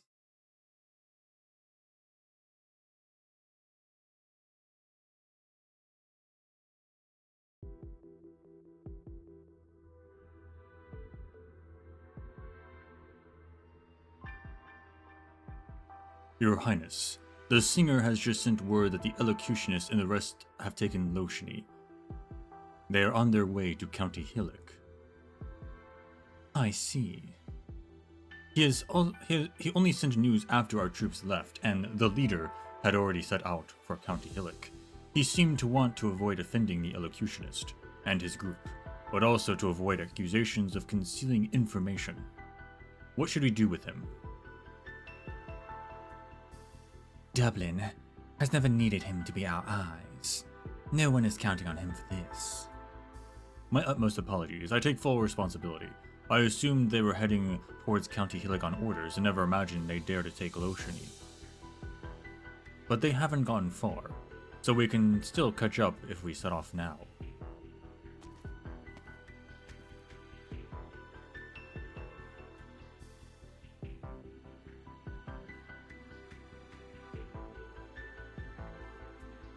Your Highness, I bring news from your sister. She hopes you can curb the elocutionist and his men from acting rashly and bring her back. She said that herself. That's right. I'll mobilize the troops at once. Hold on. Your Highness, we should stop them as soon as possible.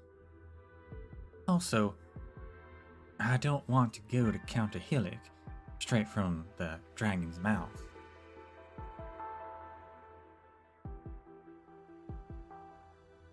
If that is truly her desire, then she ought to realize it with her own hands. It would be no difficult task with her flames. Has she not already sentenced quite a few to death in the name of the leader? Tell her this. If that is what she wants, she can do it herself. No, there's no need for even that. Your Highness, if I may be so bold, she is my sister.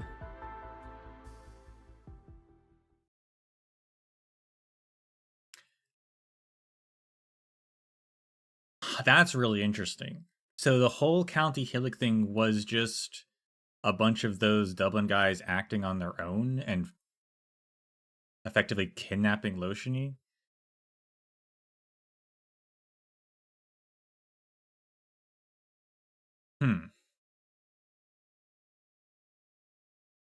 Guess that's one way to redeem Eblana. Although she didn't really stop them from doing anything else.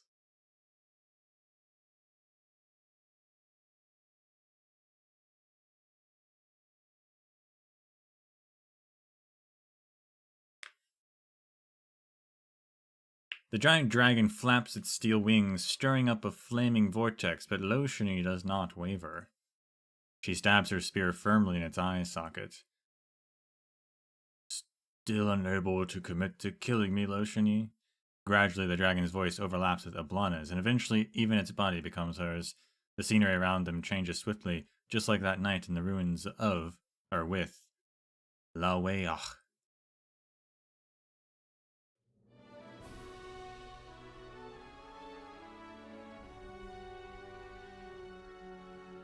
I just don't know.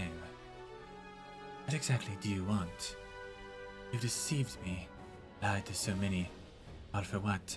For the city to be buried alongside you? Become the next legendary King Gale?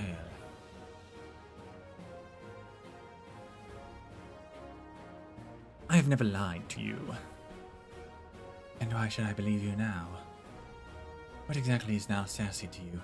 What about Tara? I have always believed you. We shared the same dream, so why do they seem completely different now? Well, dreams eventually become a card for you to play in your mad pursuit of power. One that you will never grow bored of, just like Loshini back in County Hillock. County Hillock? I saw no desire to return to me in your eyes back then, only relief. Was I mistaken? Though I was truly sick of it back in County Hillock. With my flames, I could mold anything I want into any shape I want. Everything except my reflection in the mirror. No matter how large a blaze I stroked, she wouldn't change one bit. Because you never burned her directly.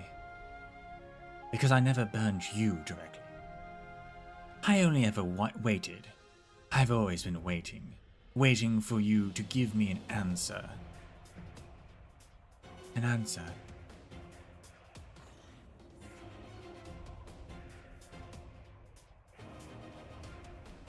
What about you, Loshini?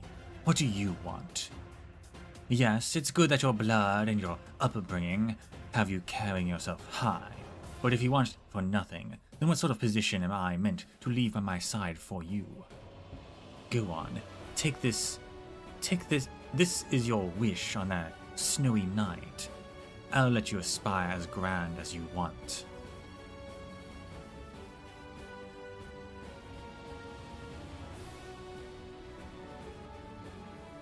True, you never used your flames on me. It's only because you had other tools more suited for the task. Fear, duty, guilt, sympathy. You've never asked me directly to change, but you've done so indirectly countless times.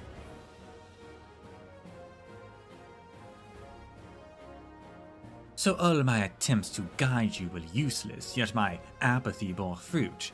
How terribly ironic. Whatever the case, you finally returned on your own will, ready to embrace a real life. That is enough. Conspiracies, lust for power, war. Is that what you'll call a real life? Is it not? Stories, poems, legends. Do you think those are enough to constitute a life worthy of you or I? I know. I've always been ashamed of myself. Even now, I hate myself for not sharing your suffering. I was the one who left, forcing you to shoulder it all on your own, letting them mold you into who you are now. No, Loshini. Recently, I've been wondering if you're just as arrogant as I am. The only difference is that my arrogance is directed at the land, while yours is focused solely on me. What?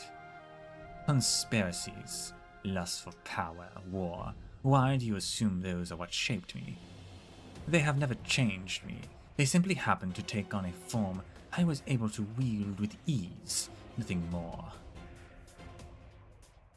The teeniest bit of power can decide whether one lives or dies. Even more power can decide the fate of armies, and an overwhelming amount can decide the rise and fall of nations. But power comes to an end. The poets have always known this, and I know you do too. Am I wrong, Loshini?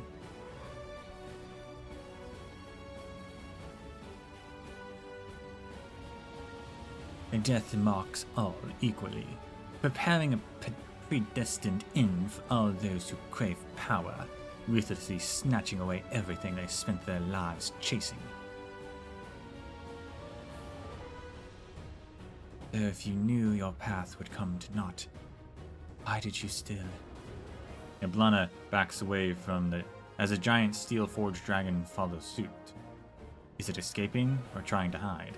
Loshini subconsciously eases her fire, but in the next moment bites down on her lip and abruptly increases her strength, pushing Eblana forward. Very good. At least you have learned the most fundamental thing required for a life without me.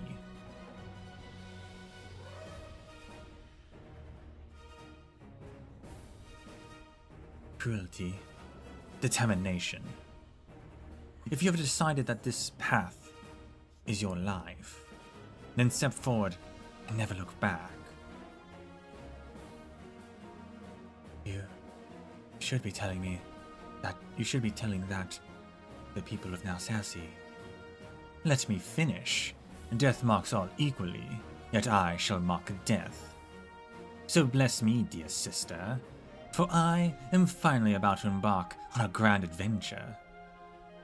Eblana retreats again and again, the smile on her face fainter than ever. The sensation in Loshini's arms of piercing through steel gradually lessens until it feels as smooth as a stroke through a body, then as hollow as running a spear through flame.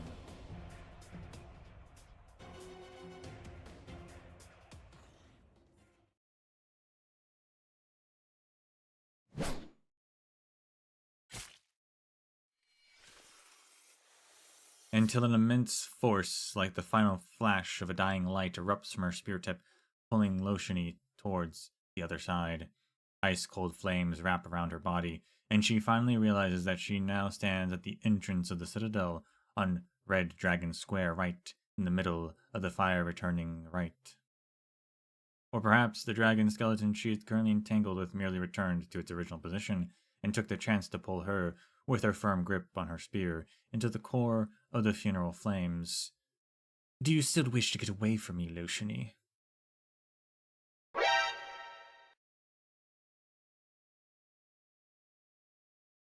Light shoots out from Loshini's spear, brighter than ever. In a flash, she feels a burning sensation as painful as internal organs rupturing repeatedly. The flames of life burst and fade in the center of death, and again until her weapon could no longer stand her overloaded arts in bursts of flame as well. The dragon's bones crash and collide with each other, like thousands of mouths singing their separate elegies. The flames slowly grow warmer as Eblana's figure gradually fades. Loshini's lips quiver, itching to say words of farewell. In her heart, she scans every book she has read, yet is unable to recall an appropriate line. Before she dissipates, Eblana slowly cradles Loshini in an embrace. Farewell, till death do us meet again. I hope you enjoy my parting gift. Parting gift.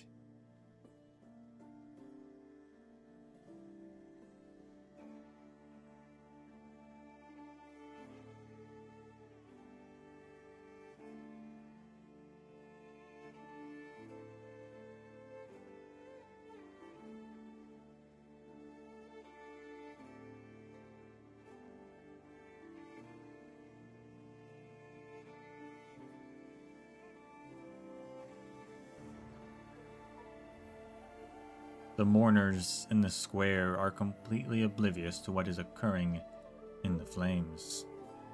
All they see the fire growing taller and stronger, now covering the pedestal, the coffin, the dragon sculpture, the citadel, and yet continuing to ascend. The flames distort the dragon's figure, and they can no longer tell whether it is a flapping of its wings in flight in a death match with some unseen force, or crying out in anguish with its head run through. Everyone is silent, trying to identify its posture in the firelight, but all is in vain, until Bridget cries out in surprise.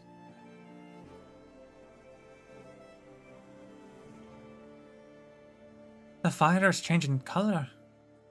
The fire changed color. A strong wind rising up from the ground turns the sky searing purple flames into a maelstrom, and at the bottom where the coffin lies arises a small but scorching sun. The entire deep purple vortex seems to light up, emitting a shining yellow from the bottom to the top. Everyone near the bonfire backs away, and the flames suddenly bear warmth, nearly burning them. The rising heat dissipates, evaporating even the streams of sorrow. Perhaps a miracle is about to occur. This is the only thought on anyone's mind.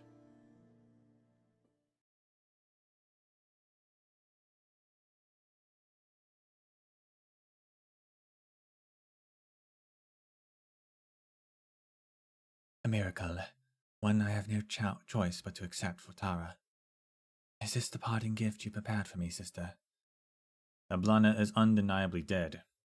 She cannot answer. Loshni tries to recall their hug, expectations met, a pinch of warmth and cold calculation. What were the proportions of each in that embrace? Maybe all of those things were inseparable to Eblana.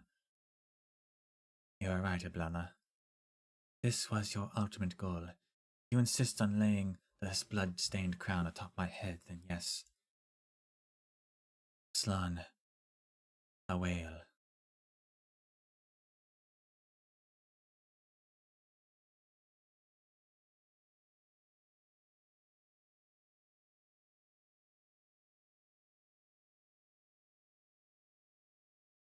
Nailed it.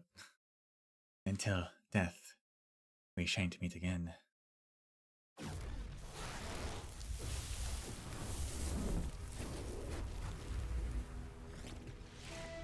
The flaming vortex exhales and dissipates. The red dragon, the one who led the Tarans through the long night, steps forth from the statue's center towards the entirety of now Cersei. Her expression is blurred by flame, yet her figure is as solid as the ever-persistent life on the land. One step, then another. Her feet step over the coffin still burning in purple flames. There is no body within, only the familiar flame-spewing spear of the leader. The crowd holds their breath, and the square falls silent, as if they stand outside a hospital's delivery room, or perhaps a cemetery after the last shovel of soil has been heaped into a grave. Only dancing flames remain without rest. I can forgive everything else you've done to me, Eblana, but not this parting gift, never. From past to present, your name will sink into oblivion, alongside the countless names who built Tara. The only red dragon of Tara will be Loshni Dublin. I have returned. Red dragon who led you in the fight against Victoria, in the fight for independence and freedom. Loshni Dublin, back from the abyss of death. I died to quench the flames upon you all. The rain of tears you shed for me extinguished that fire, allowing me to return from the abyss. This time, though, I will not drive you to your deaths. Our grand undertaking is complete. Never again will there be cause for countless Tarans who offer up their lives, leave us only ruins and wailing. I pray with all my heart that every Taran will be able to curb their own flames that came from slavery, from oppression, from humiliation, and from sorrow that never died out. Not for 1,000 years. Never need nor expect you to forget. I only hope that you can do as our ancestors did. Let those flames become your lamp. A lamp that first warms yourself and then illuminates the path for us all, so we can truly laugh and sing, live in our homeland. Bright, yet gentle light.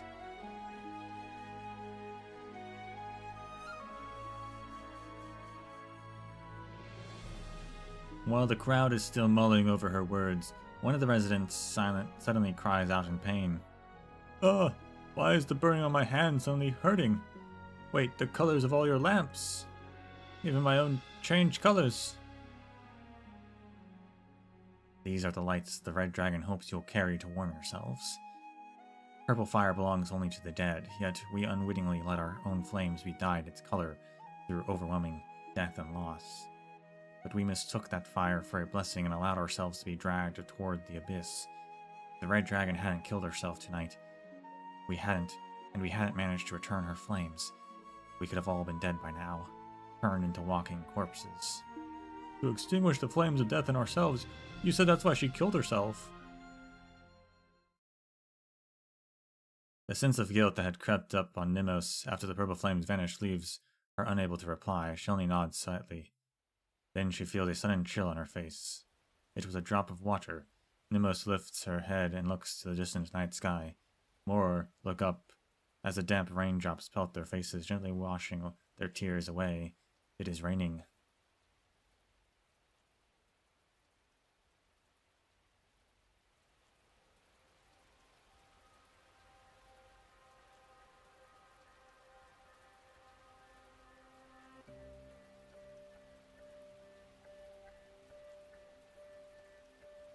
On Samhain's Eve, the rain falls heavier and heavier, but the crowd still remains in the square. They wish to thank the Red Dragon for returning their lives, for separating life from death. But the Red Dragon tells everyone she will remain here until everyone returns home to rest. The people gradually disperse, and eventually even the wakemen and refugees bid goodbye to the dragon.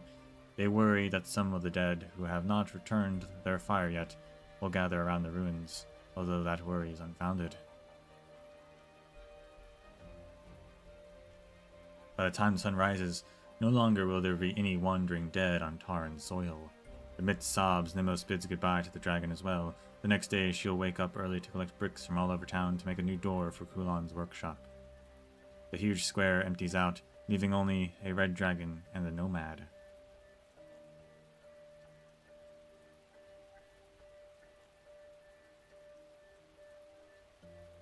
Where are you off to next, Bridget? Not sure where there's anywhere to go, really. All I've ever done is pass on messages or report oncoming catastrophes. I think we will replace my job, though. What are they called again? Catastrophe messengers. They've been less and less of us nomads anyhow, so I guess I'm glad someone will carry on the work at least. Can't you just do that job? You should try contacting Rhodes Island. What's that? A pharmaceutical company. They are good people. We all have to work for their headquarters, or look for their headquarters. It's a land ship. I'll write them a letter tomorrow. I was hoping you could deliver it for me. I think you'll like the place. For the night, you ought to rest inside the fort. I can't have you sleeping in a tent with all this rain. Let's head to the Citadel gates first. The two of them slowly make their way towards the Citadel. The downpour continues, and the fire on the sculpture is nearly extinguished. Only a faint flame of indistinct color flickers in the dragon's eye sockets. They suddenly hear a voice from behind them. Stubbornness and stupidity really are hereditary, I'm telling you. How can you forget your own bet? Is there someone still in the square? It's that invisible brother of mine. He made a bet with me. Isabel? Don't turn around, Luciany. He's a wee bit awkward, that one. No fan of being seen, I'm sure.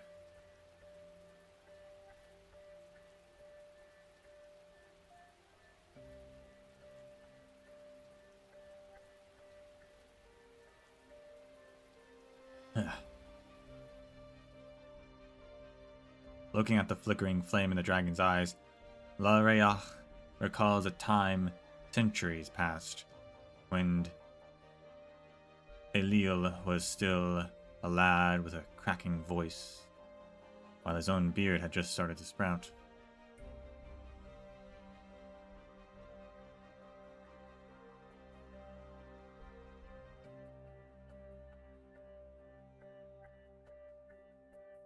Myred, the Exquisite, was promoting every Victorian in the royal capital, and ultimately even banned a favorite custom for Taran commoners, placing bets. That day, Lareach had exploded in an argument with his mother, with an unprecedented level of rage. Afterwards, his mother ordered him to fast and reflect, but Alil sneaked into his brother's room with a big piece of steak for him. The brothers blew out every light in the room and merrily gorged themselves, even licking their fingers clean. Enough stubbornness, soon everyone in the capital will be Victorian, Alil said.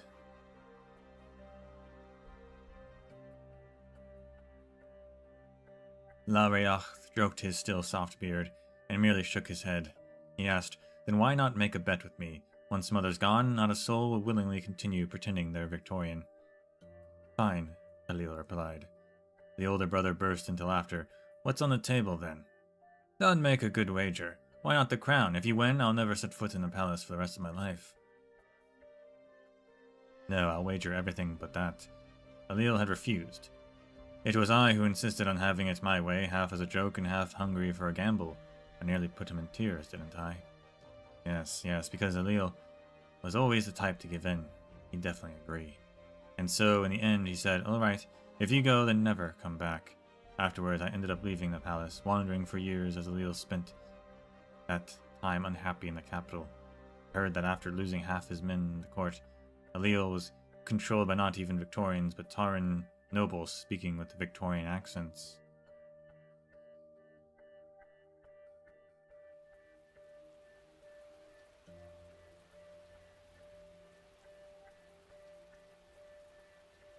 "You lost, Lareach.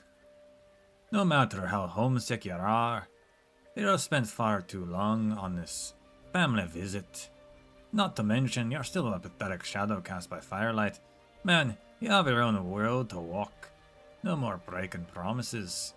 Alright, just like that. Take out that purple fire and stab the wound on your chest. And now, return it to the dragon who walked the same path you did." The exiled king's face twists from pain, but nevertheless he extends his arm bit by bit towards the eye of the skeleton. "Let's see, Alil. Is this your blades?" Can phantoms also feel pain? Can they shed tears of anguish? Or is it merely the rain dripping through him as his body fades to nothingness? He can no longer tell. "Or perhaps the flame of your good descendant heir?"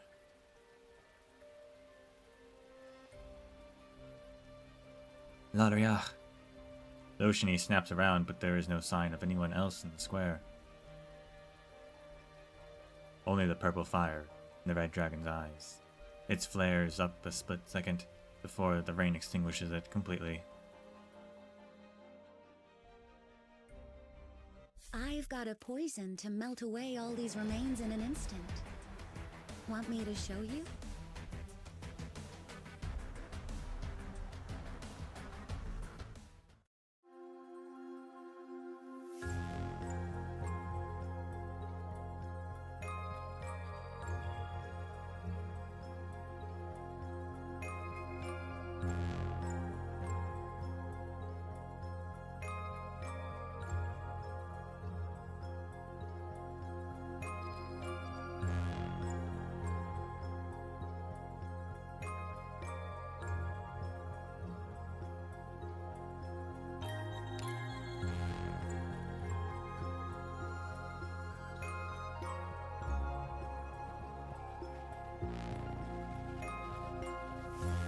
So,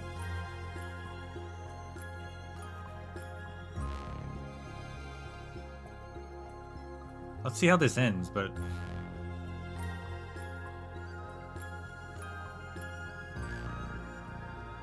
I guess ultimately obviously Eblana's not dead, so the story is that she's dead because she lets Reed take her place.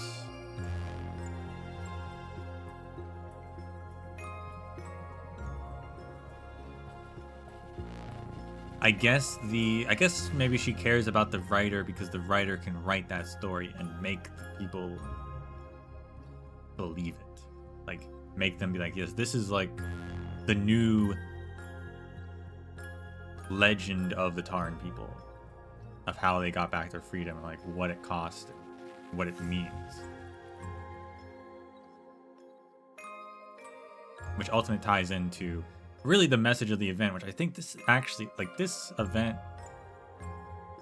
that last ending, that last level was really good.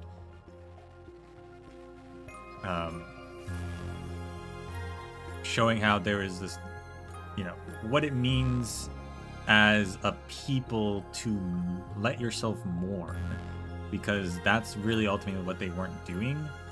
They had been oppressed for so long and downtrodden that even after gaining freedom, they didn't know what to do with it, and were still beating themselves up about it. And they just needed to take that moment to mourn everything that happened, to let themselves be freed. I really like that.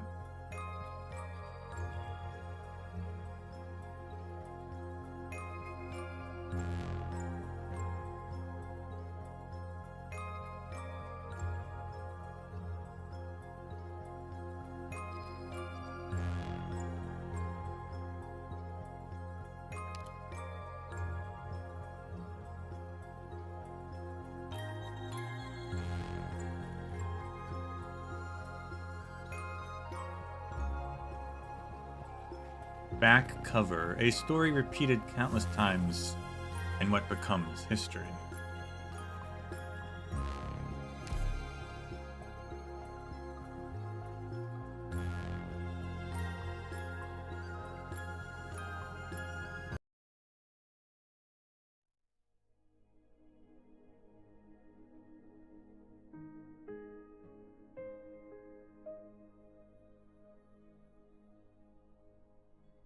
Just before the mother engaged the dark mist, the wakemen of the woods came to remind her that she had yet to do that which was most important: hold a proper funeral for her daughter. The mother had intended to fight the dark mist to the death, but tears began to stream down her face when the wakemen sang their ancient song, and she chose to follow tradition and hold a wake for her daughter. All through the night she cried out at the purple bonfire representing her daughter's soul. The downpour of tears quenched the fire burning through the city, nearly extinguishing even the purple funeral fire. When the wakeman once again asked the mother if she would still fight the dark mist to the death, she gazed upon the smoldering bonfire with tears on her face and saying, "I cannot abandon my kingdom's people." As she said those words, the feeble purple flame suddenly turned bright yellow. Her daughter rose from death and walked out to the flames, and mother and daughter embraced each other.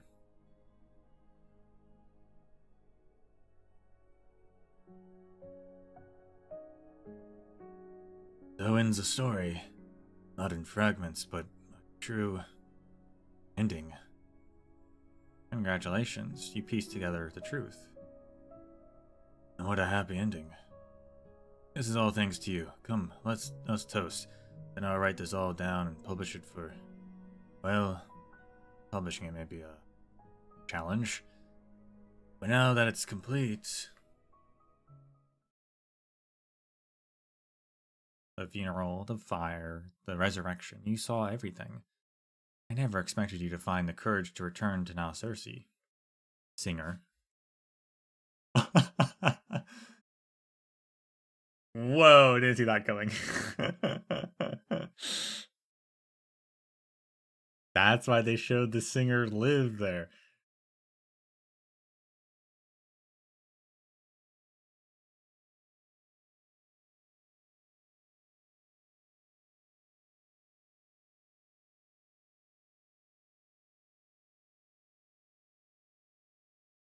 It was a lovely ending, wasn't it? Eblana departed with the dead, never to return. As for you, Your Highness Loshini, I dedicate this story to you. Whether to publish it, seal it away, have it fade into obscurity along with the remnants of Dublin like me, it's all up to you. But why is lotion? Nope. It wasn't lotion. Okay.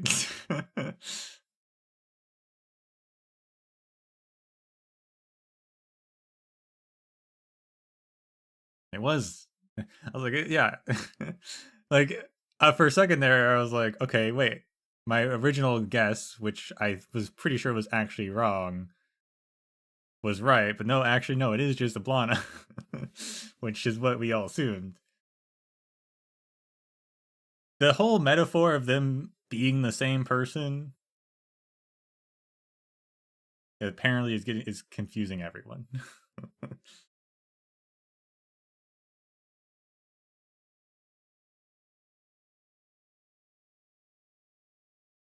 Honestly, it would have been really interesting interpretation of all the events if it turned out that they were the same person the whole time.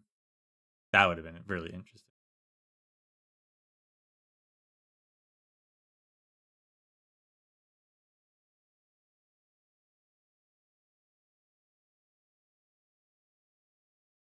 Oh, wonderful.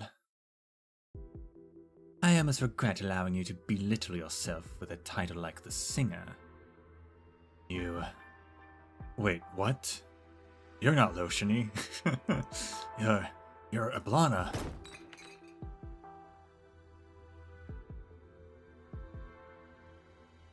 The once Singer swings his arms furiously, spilling his drinks on the table. You're dead. You can't be alive. You were killed twice, once by a spear and once by fire. You shouldn't be here.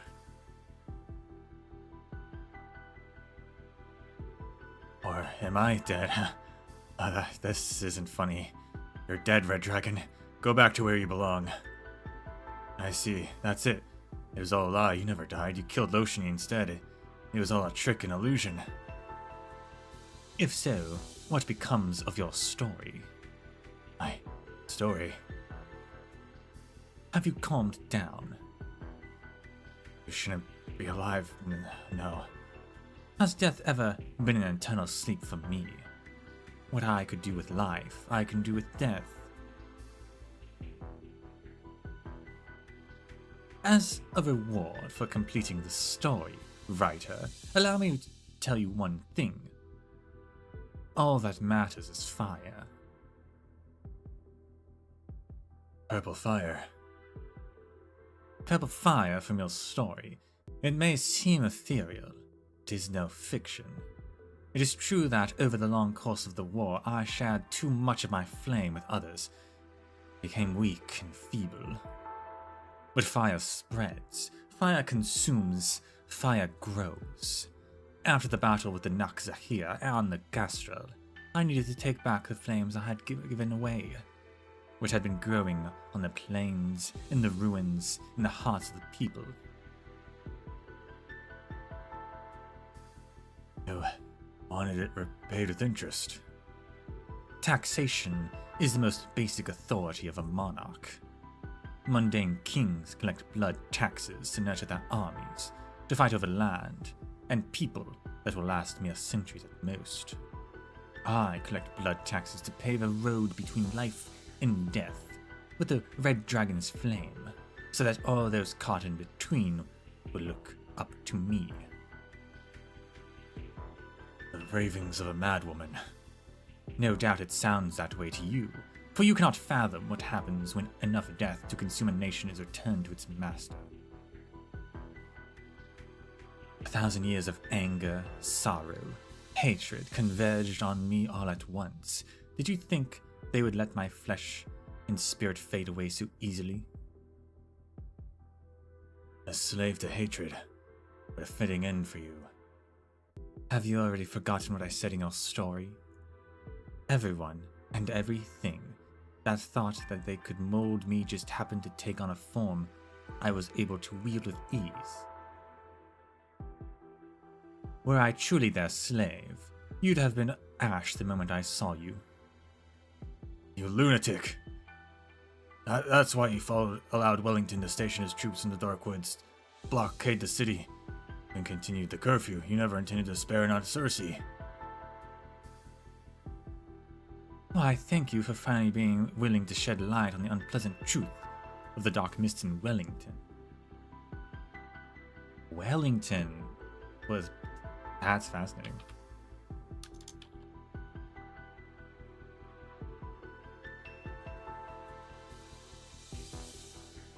Does the Battle of Silver Rock Bluffs, which you witnessed on the deck of the Gastrel, still haunt you in your alcohol-fueled dreams? It never left you, hasn't it? Why else would you be so obsessed with depicting the mist dangling above people's heads, yet so loath to define it? The curfew was justified at first. There were still Victorian spies in Alsace at the time indeed. The Duke of Wellington stepped up the blockade when Loshni entered the city because he wanted to smother any possibility of news leaking about the two red dragons.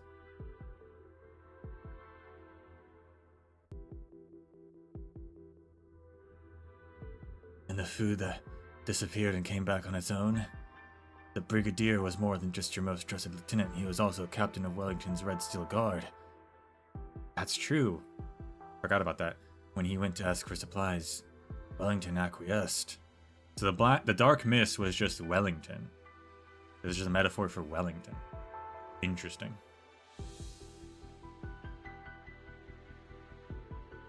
Wellington simply became disappointed in Loshni when she left Narcersea to seek the Wakeman, that's all. You should thank her, really. You'd never have escaped the woods if Wellington hadn't relaxed the blockade out of disappointment. As for the victory party you're so afraid to describe, don't tell me you really glorified it into a fairy tale in your own memories. Of course not. What happened to the Dubliners who weren't willing to give up their power? The ones you took away on pretext? They were swallowed by the dark mist, as you put it, quite literally. Loshni still managed to make up her mind and kill you, and Wellington didn't follow your ridiculous orders. So when Loshni was fighting the dark mist, was she just preventing Wellington from entering the city? I suppose I believe that your aberrant purple fire left you a vessel. What do you plan to do with it? Lead an army of the dead to retake Tara? I won't help you. No living soul will. You and your dead friends can go straight to hell. Which explains the dark mist talking was just Wellington, perhaps. So when the dark mist was talking to Eblana in the Citadel, was that just Wellington? Now I want to go back to that conversation. That's, oh man.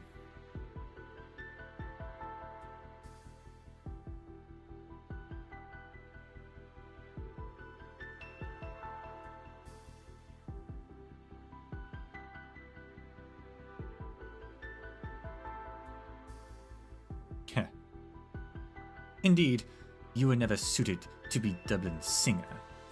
You cling to what you see and believe. When the two could no longer be reconciled, you chose self-destruction rather than give up on either. But do you really imagine that everything has gone the way you think?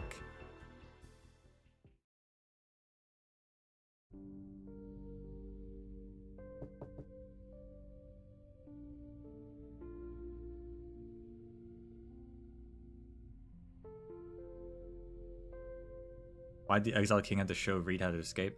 Well, the exiled king wasn't real.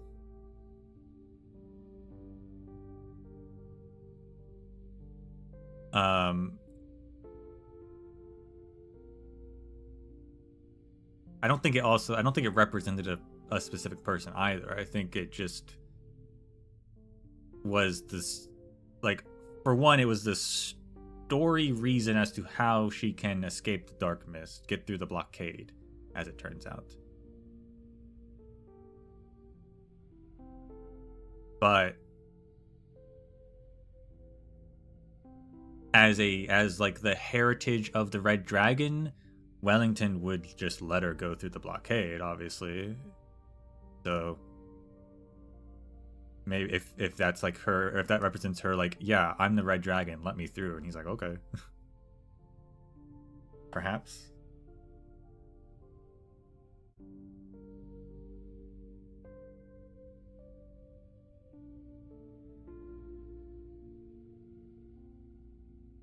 After all, he was disappointed that she went to the Wakeman.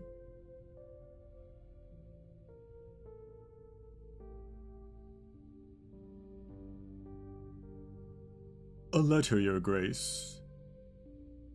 You may enter. Ah, the Duke of Castor. Is it urgent? No, ma'am. But look at the seal. It corresponds to no emblem on record from the past 50 years. Tara. The Duke of Castor scrutinizes what the servant is holding. On the edge of the envelope is an emblem excavated from the dusts of history. The young have never seen it, while the old have forgotten it. Only those forced to keep an eye on history remember its source. We are uncertain whether it is the mark of Tara or of King Gale. I never took you for a scholar of heraldry. Or heraldry, if I wasn't going to pronounce it strangely. That was not my intention, I just... It is enough that we know what it signifies. The Duke of Castor, or to the Duke of Castor. Open it and read it aloud. Not too quickly. Yes, ma'am. There is no greeting.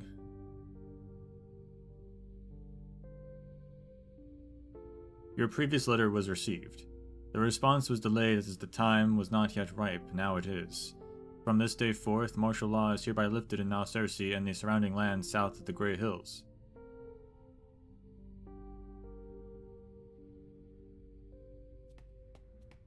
Extra, extra, read all about it. Martial law to be lifted at midnight across all of Tara. Publishing restrictions lifted. The art of community rejoices. Read more on page 2.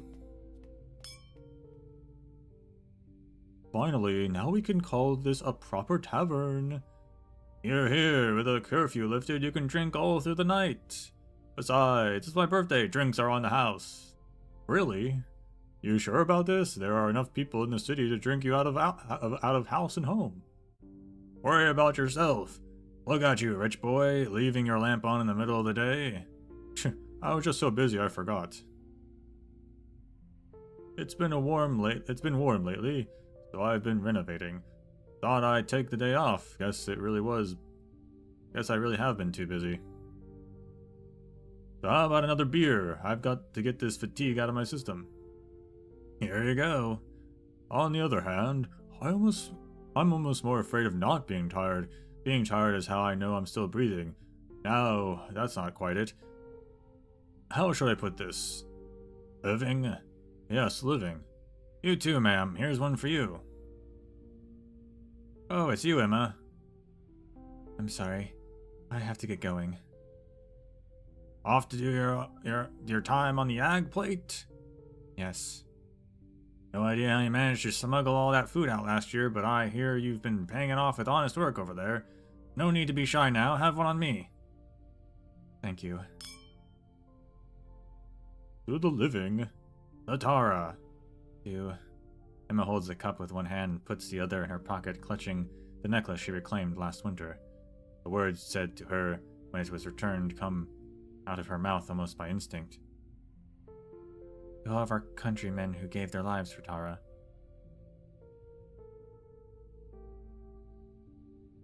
You're really leaving, Bridget? Yeah, the burden beasts are calling for me from their pastures. Besides, still haven't been to this Rhodes Island that the Lucian wanted me to see. Want to come with? Mooring operator? Maybe if I have a chance. It's just sad to think that you're the one who brought us to Narration, but can't stay yourself. It's not that I couldn't. I just chose not to. Like your own choice to stay. Say hi to the Wakeman for me, if they come back to the city. Is that your intuition again? It's not always right. But I don't smell that burning stink anymore. Smells like fresh buds in spring, dew in the morning. Hello, Brigadier. Oh yeah, and the whole Bridget thing, like, obviously the blockade, she was stopped from going. But then once the blockade was laxed because of Loshini, she was then able to deliver the corpses. Or maybe Wellington just let the corpses go through anyway, but it all makes sense now.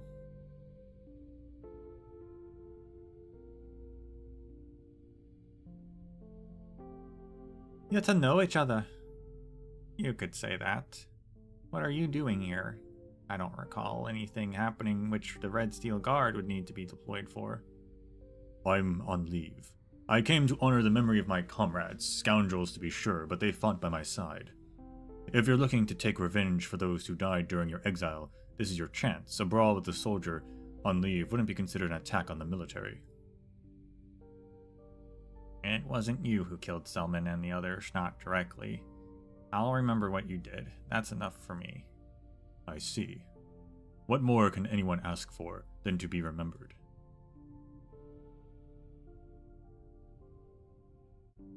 Beltane, also known as the Festival of Fire, is scheduled to be revived in the coming days. The fire passing ritual will start in Oak Grove County.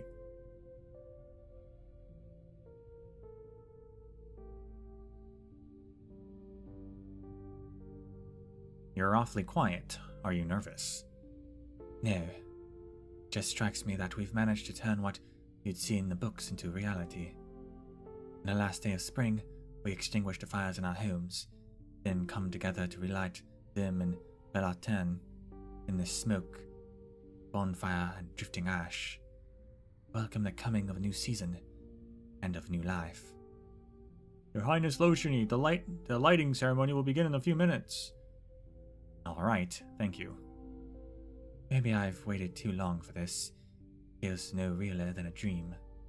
I wanted to sing, Nemus, but you've already sung for me back in Alcerci, so this time, the flames in my hand will do the singing. One more thing, Your Highness. About Her Highness Eblana. Your Highness, it's time! Sorry, Nemus. We can speak after the ritual. The Draco steps forward. A stone platform sculpted in the style of the ruins serves as her lectern. She lights the bonfire upon it and turns around.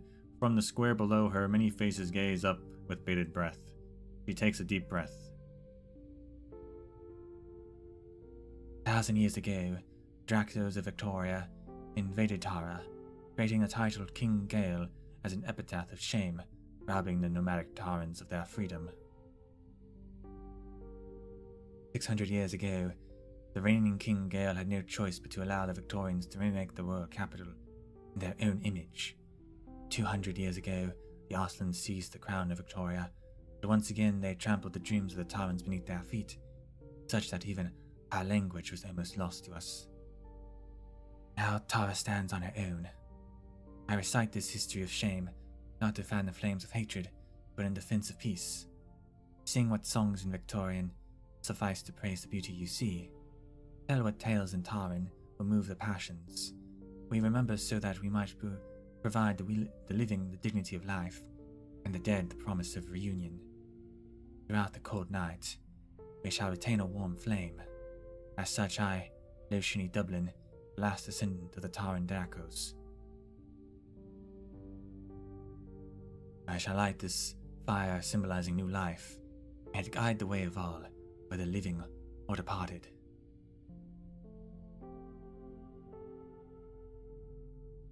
Enclosed, you will find templates for nomadic city migration forms. Signed, the Kingdom of Tara. This is treason. The King of Tara has long been one of the titles of the Victorian Emperor. Nothing in this letter denies it. To avoid conflict, the Red Dragon has even evidently delayed the coronation so many are looking forward to.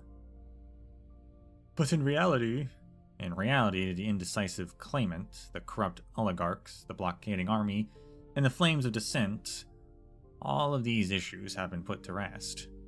For the first time in centuries, they proudly tell a new legend of a King Gale. In the short term, the unrest has indeed been contained within Wellington's domain. In time, however, it will become a greater threat than any incursion or insurrection. Tara must not be allowed to secede from Victoria. As long as Wellington doesn't take his entire territory away on the nomadic city, the other dukes and I will continue negotiating with him.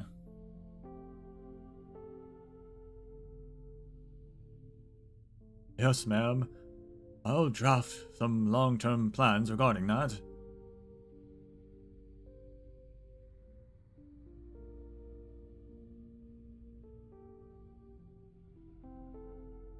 Tara has now become an unrecognized state. And probably will never be recognized, because that never happens. Phew, it's finally over. Well done indeed. Thank you. So what is it you wanted to say about Eblana before the ceremony? We never found her body. If she somehow survived, I worry that someday a completely different story will be told about the resurrection of the Red Dragon. What story? That it was no miracle but the assassination of one dragon by another? Worse than that. I see. You're afraid that Eblana will return and paint the whole thing as a conspiracy I orchestrated. Our position is not unassailable. We both know that her body disappeared earlier that night after you killed her in the first time. What I dragged through the streets wasn't her body, but an empty coffin. Wow. Did Reed actually stab her? Damn, Reed.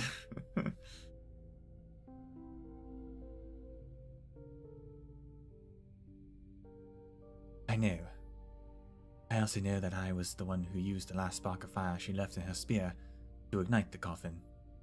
It was I who left the city to parley with Wellington, laying out our plans in exchange for him delaying military action while they played out. It was I who walked into the fire and the people had returned to Eblana. I who quenched and replaced the fire of death with the fire of life. I who walked out of the fire in the end. We've known all of this since that day on the balcony of Narcersi Citadel. Eblana had left us a puzzle, no solution. The only way out was a miracle. A miracle we scripted and directed. Anything. The true miracle was the Wakemen returning to the city. If Eblana hadn't awakened the exiled king, if Bridget hadn't delivered that message centuries overdue, Morin hadn't persuaded them. Wait, was the exiled king actually real? Huh. With just the two of us, that miracle would never have occurred. So, what is there to fear at this point? Eblana has cut off any path leading away from the throne. All I can do is devote the rest of my days to Tara, and patiently await my judgment in some unknowable future.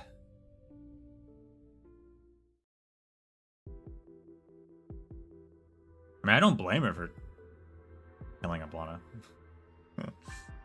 Honestly, it's kind of a shame she lived.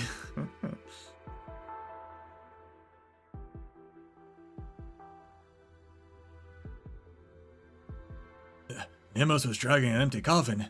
Lotion was planning to resurrect the dragon the moment she first killed you. You're lying, you... I know. It was Wellington. He found a conscience and lifted the blockade on his own.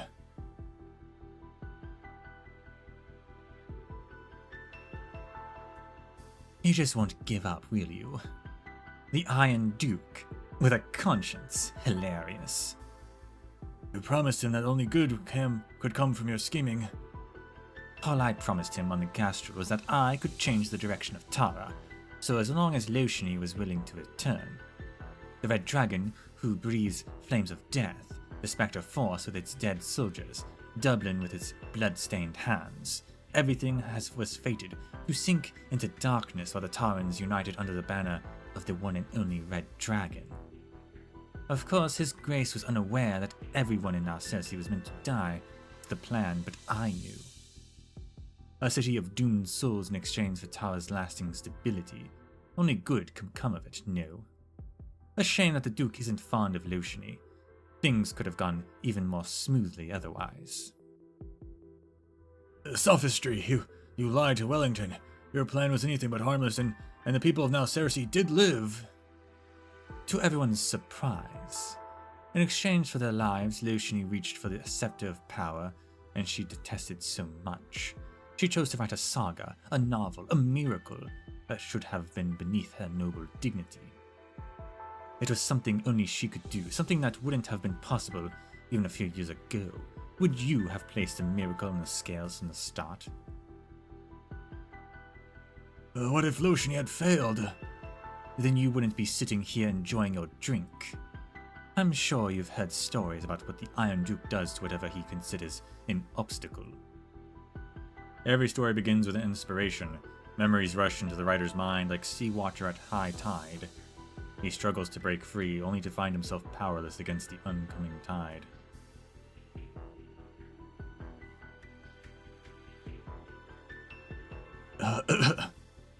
Red Dragon. You knew from the beginning. You almost destroyed Narcessi. You've made a mockery of Altara.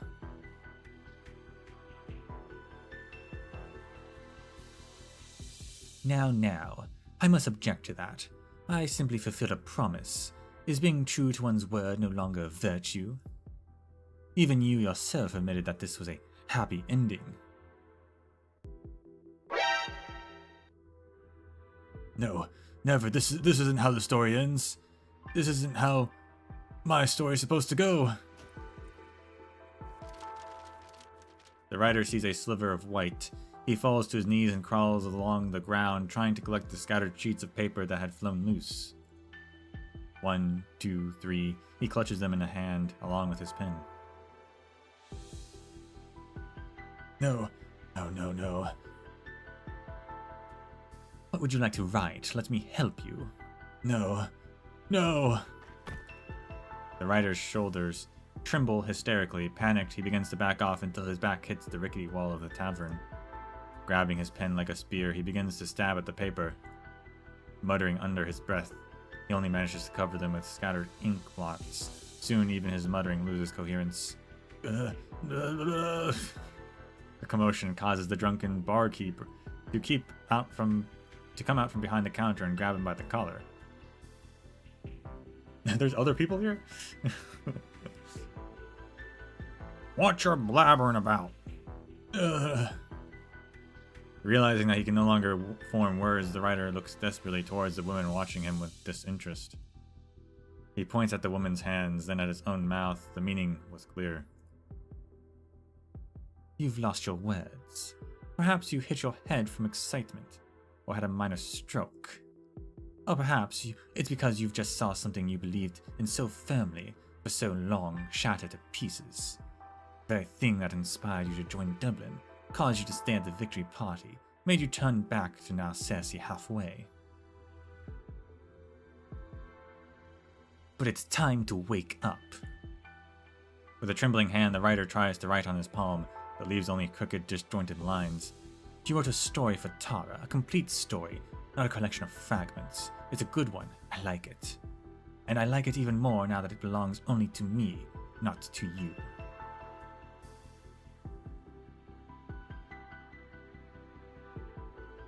Right?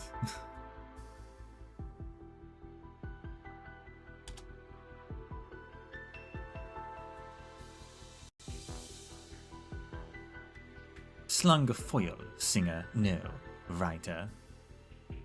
Slung a foil, the last Dubliner.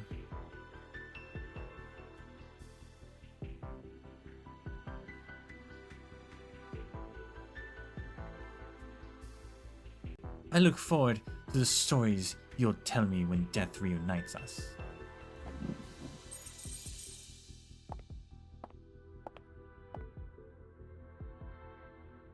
With one last glance at the writer, the woman tosses a few coins onto the table and walks out of the tavern.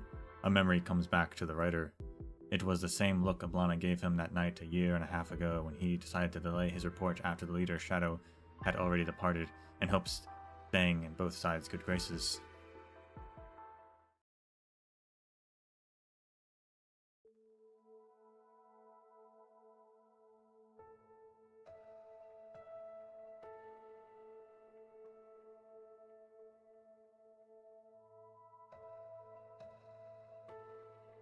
What do I call you then? Whatever you're thinking, I'm only Necros here. Unless you too find a signed sheet of paper to hold no power whatsoever. Operator Necros. If you find the title necessary, erudite. For my part, I'm more curious about your lack of reaction upon hearing the whole story. I read the report on now, Cersei. Ah, a lapse on my part, I see. First a private letter from now Cersei, then fragments through official channels. Lotion is getting better at this. Then I presume she's told you all about me, which is why you're willing to sit down with me by yourself and hear out this patchwork tale of illusions and insinuations.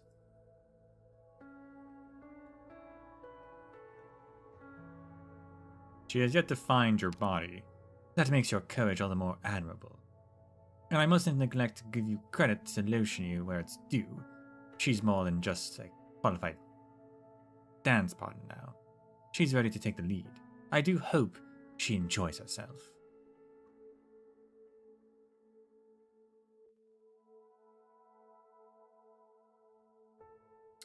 Sounds like you like your new powers or your new toy.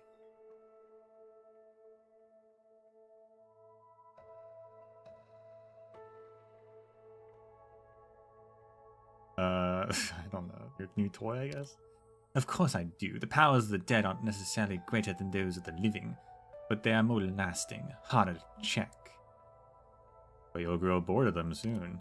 Like everything else you've ever had. Damn. Followers, martyrs, dominion, status. Life is short, but death is long, erudite. But there are still so many interesting people in the mortal realm. That alone is reason enough for me to await them in death. So you gave Reed your old toys. A cutting question, erudite, but I'll allow it. And not only because your accusation is astute, if prejudiced, but also because you are one of the interesting people I mentioned.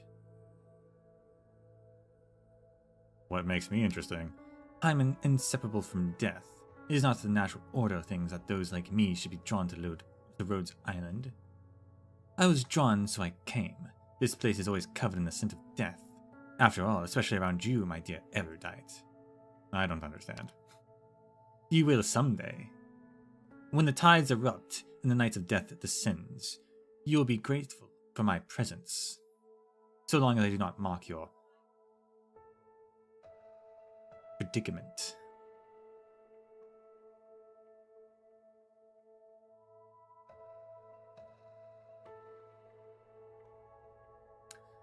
So when the Seaborn come, and maybe the demons, you'll be grateful I'm here. Yeah, you're probably right, I guess.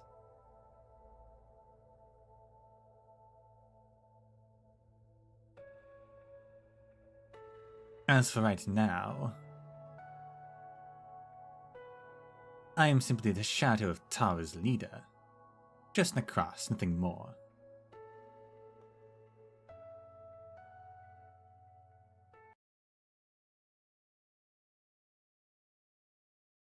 I can't believe not only did they actually make her worse by saying like, yeah, no, she was gonna just kill everyone and now Cersei. Not only did they unjustify her, their only justification is, look, when the world's ending, you're gonna want some help from anyone and everyone.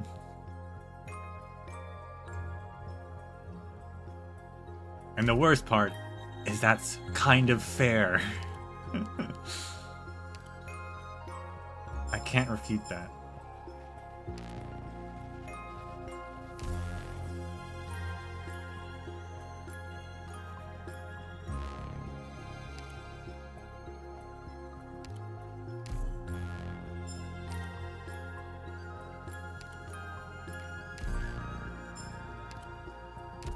That was a good event, though. I really like that.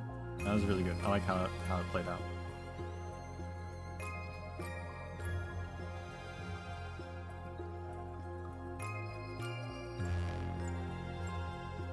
I'd like to see, you know, how all the other operators who have a vendetta against Eblana feel about this.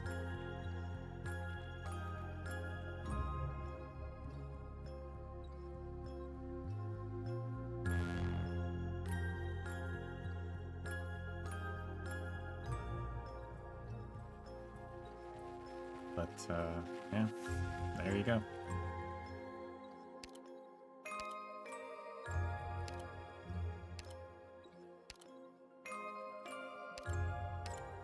So I need to trim it, huh?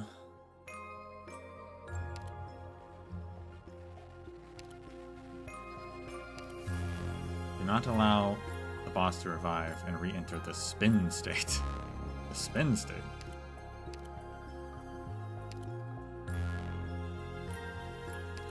I'm just gonna have to like redo the endpoint level over and over again until I get it. I'll have to do it 2 more times, I think. Fine.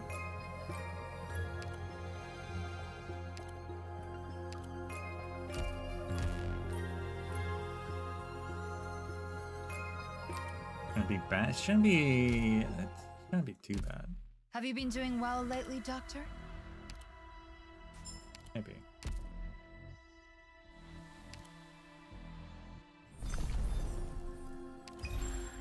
Give it a try.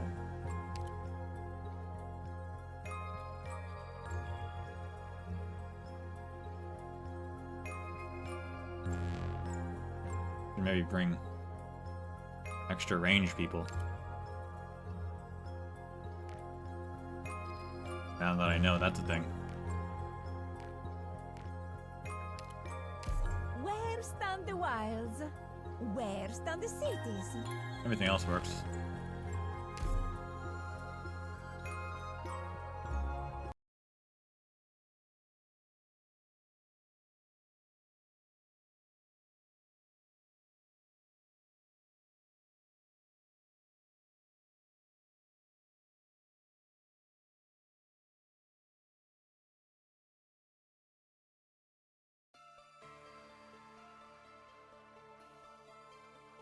Everyone, there's no need for you all to stand so far from me.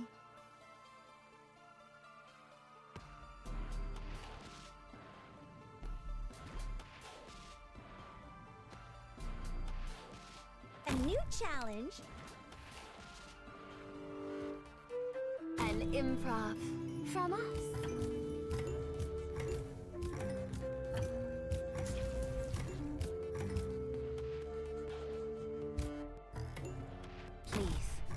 Trust in me.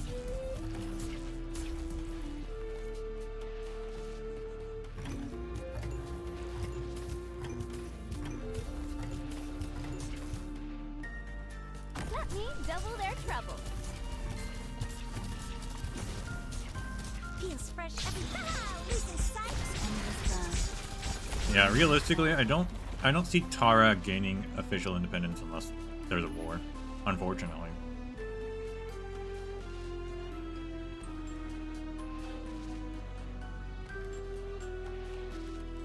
The other dukes are never going to let it happen.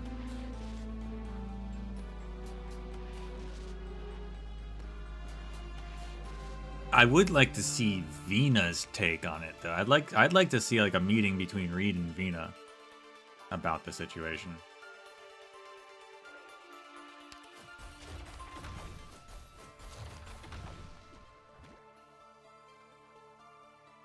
First, pass on your last words. No.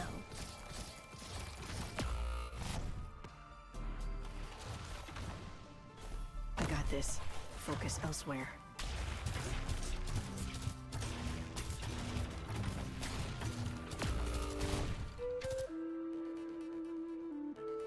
Target barrage! You stepped into my domain.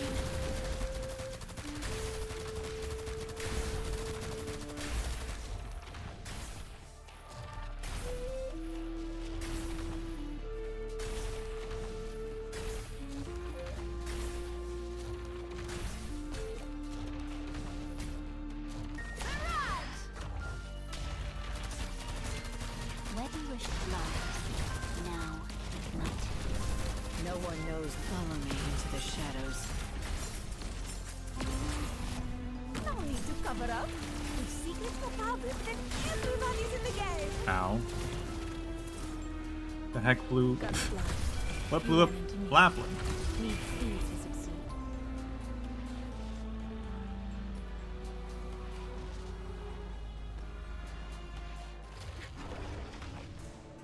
I listen to this passing silence. I listen to this passing silence. Any instruction? Ow. Losing sight? War. A word I've not heard in a long, long time. Right behind you. But you saw nothing. Alright, well. I killed the boss, but I prevented the revivification, but at what cost? I can take out a few more. You go ahead and retreat.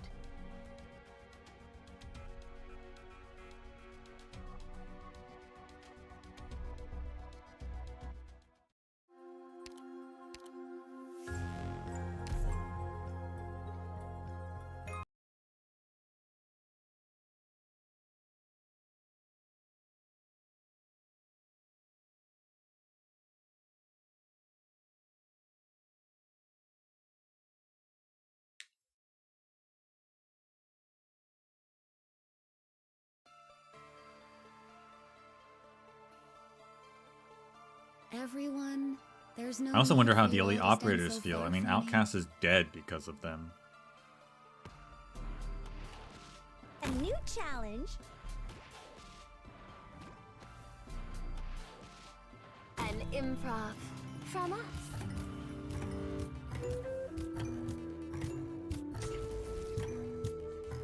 Archnit charging. I don't know. She's Any instruction? Come on, sure let's about pick up that. the pace.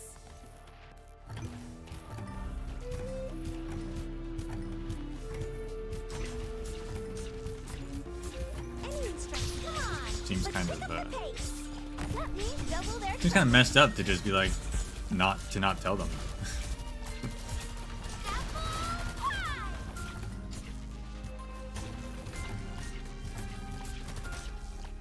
I got this. Focus elsewhere. You saw nothing.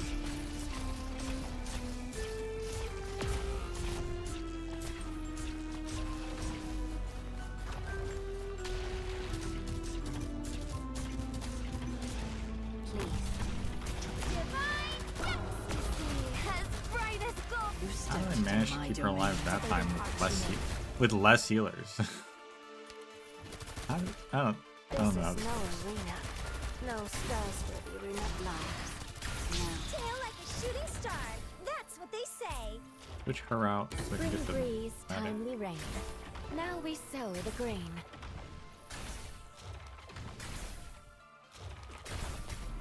Divine judgment.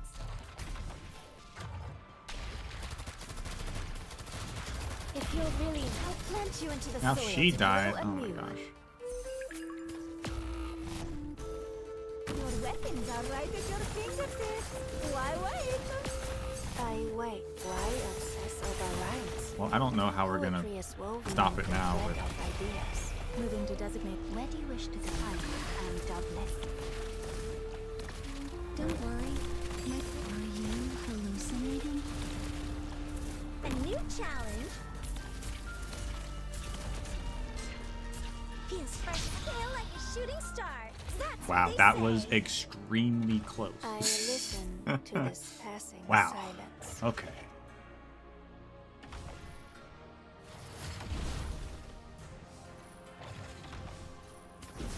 If you're really, I'll plant you into the killing mode enabled. An improv from us. I got this. Focus elsewhere.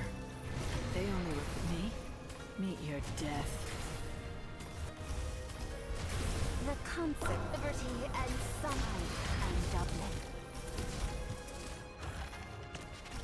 Your weapons are right at your fingertips. Why wait? Look, Laura. What are you waiting for? The curtains are about not to fall.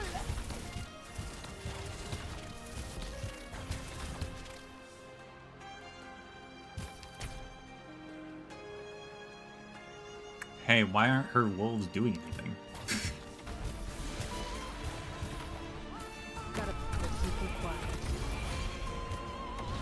How does this work? How? They only follow me into the shadows. This show hasn't Apparently started, she's useless. and this That's place how it is works already now. such a riot.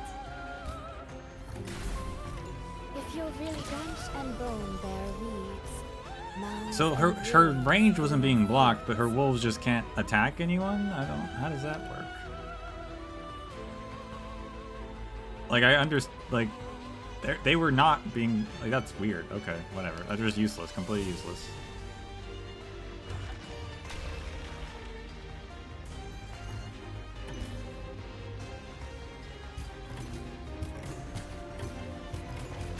What would you like to see?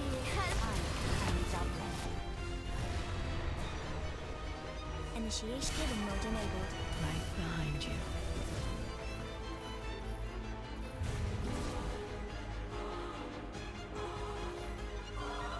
Don't worry. Make honey to me. Poison to you. Got a problem that needs solving? If you're really, I'll plant you into the soil to grow anew. I do like the boss, though. This is a solid event overall. May my hail of bullets bring you eternal peace.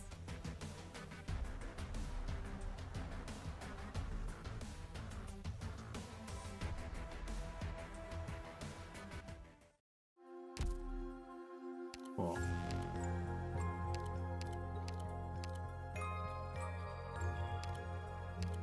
So just do that one level 2 more times. And that's it. Okay.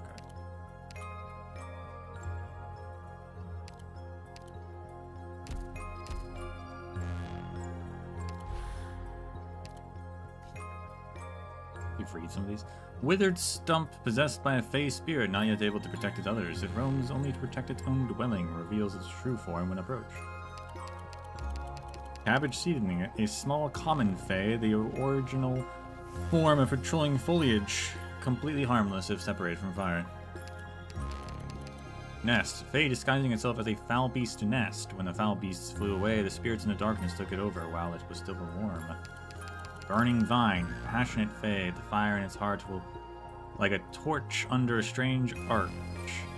The followers and vines wrapping around it are merely decorative, or flowers. Ashen creation, ember awakened by the dark woods, born in a gust of wind and given a terrible visage by the fey murmurs. It uses its appearance to protect this forest that has accepted it. The ancestral red dragon that never left the wilderness, or perhaps it just yearns for the place where the fire is returned like many others. New fire is added to old, everything comes to an end, and everything is reborn anew.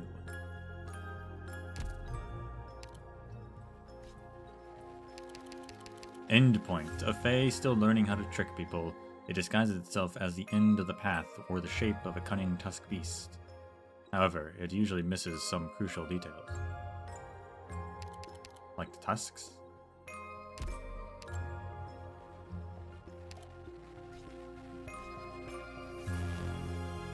Is that all of them? No, here you go. Tree shield, stubborn fey that took roots, gazing upon the days and nights of the travelers staying in the dark woods, or straying into the dark woods, with no way to escape.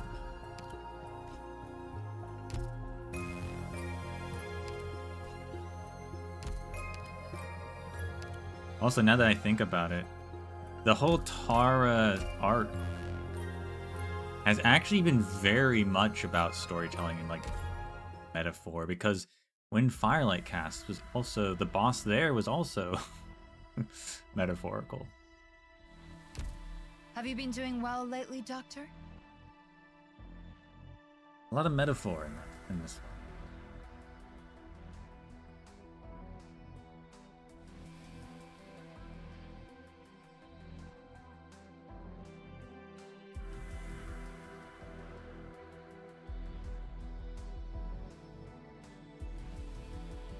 But I don't hate it, actually.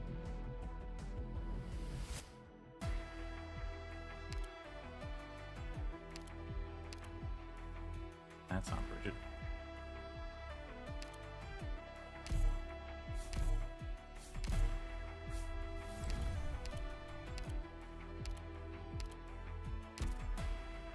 They added a Justice Knight story, and I really want to do that.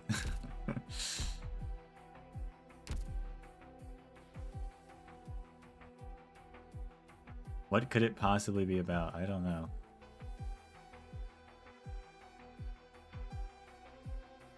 It's pretty cute. Great. Awesome.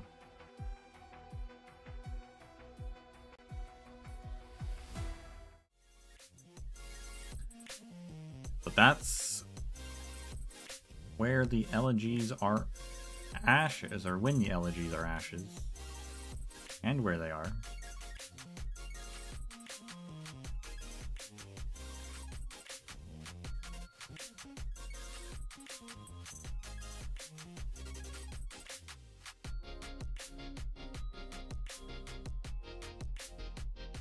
Yeah, I don't, I still disagree with Necros being playable, but I can't say that the event didn't make me accept it, I guess. Not that she's justified, because they actually made her even worse. But I'm not angry about it. No.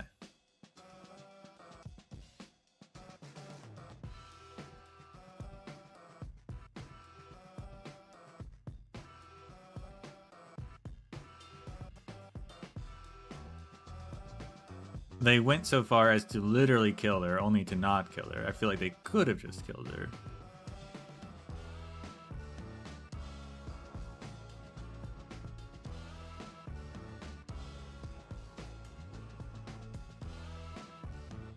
But, you know, if she's gonna stay alive, you better do something interesting in the future.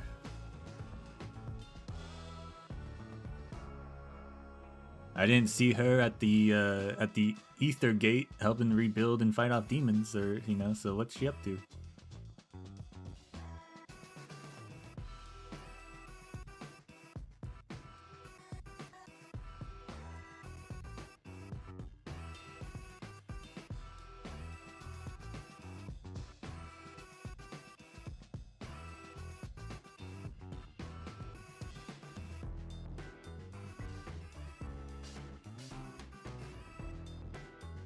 I think that's it though. Actually took all the time. What's next? What is the next one? Always gotta look up that. I think the next one is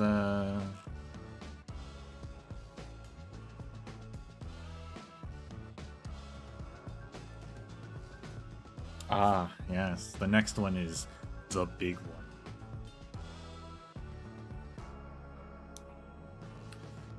With everyone's favorite monster.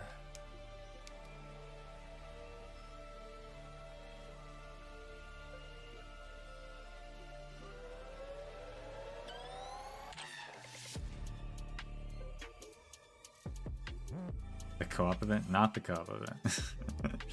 The big one.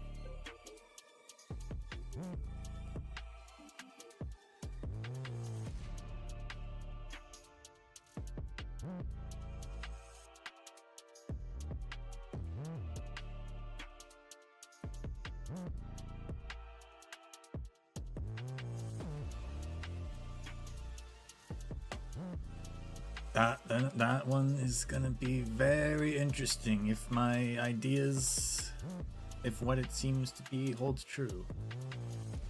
Who knows? That's all for now.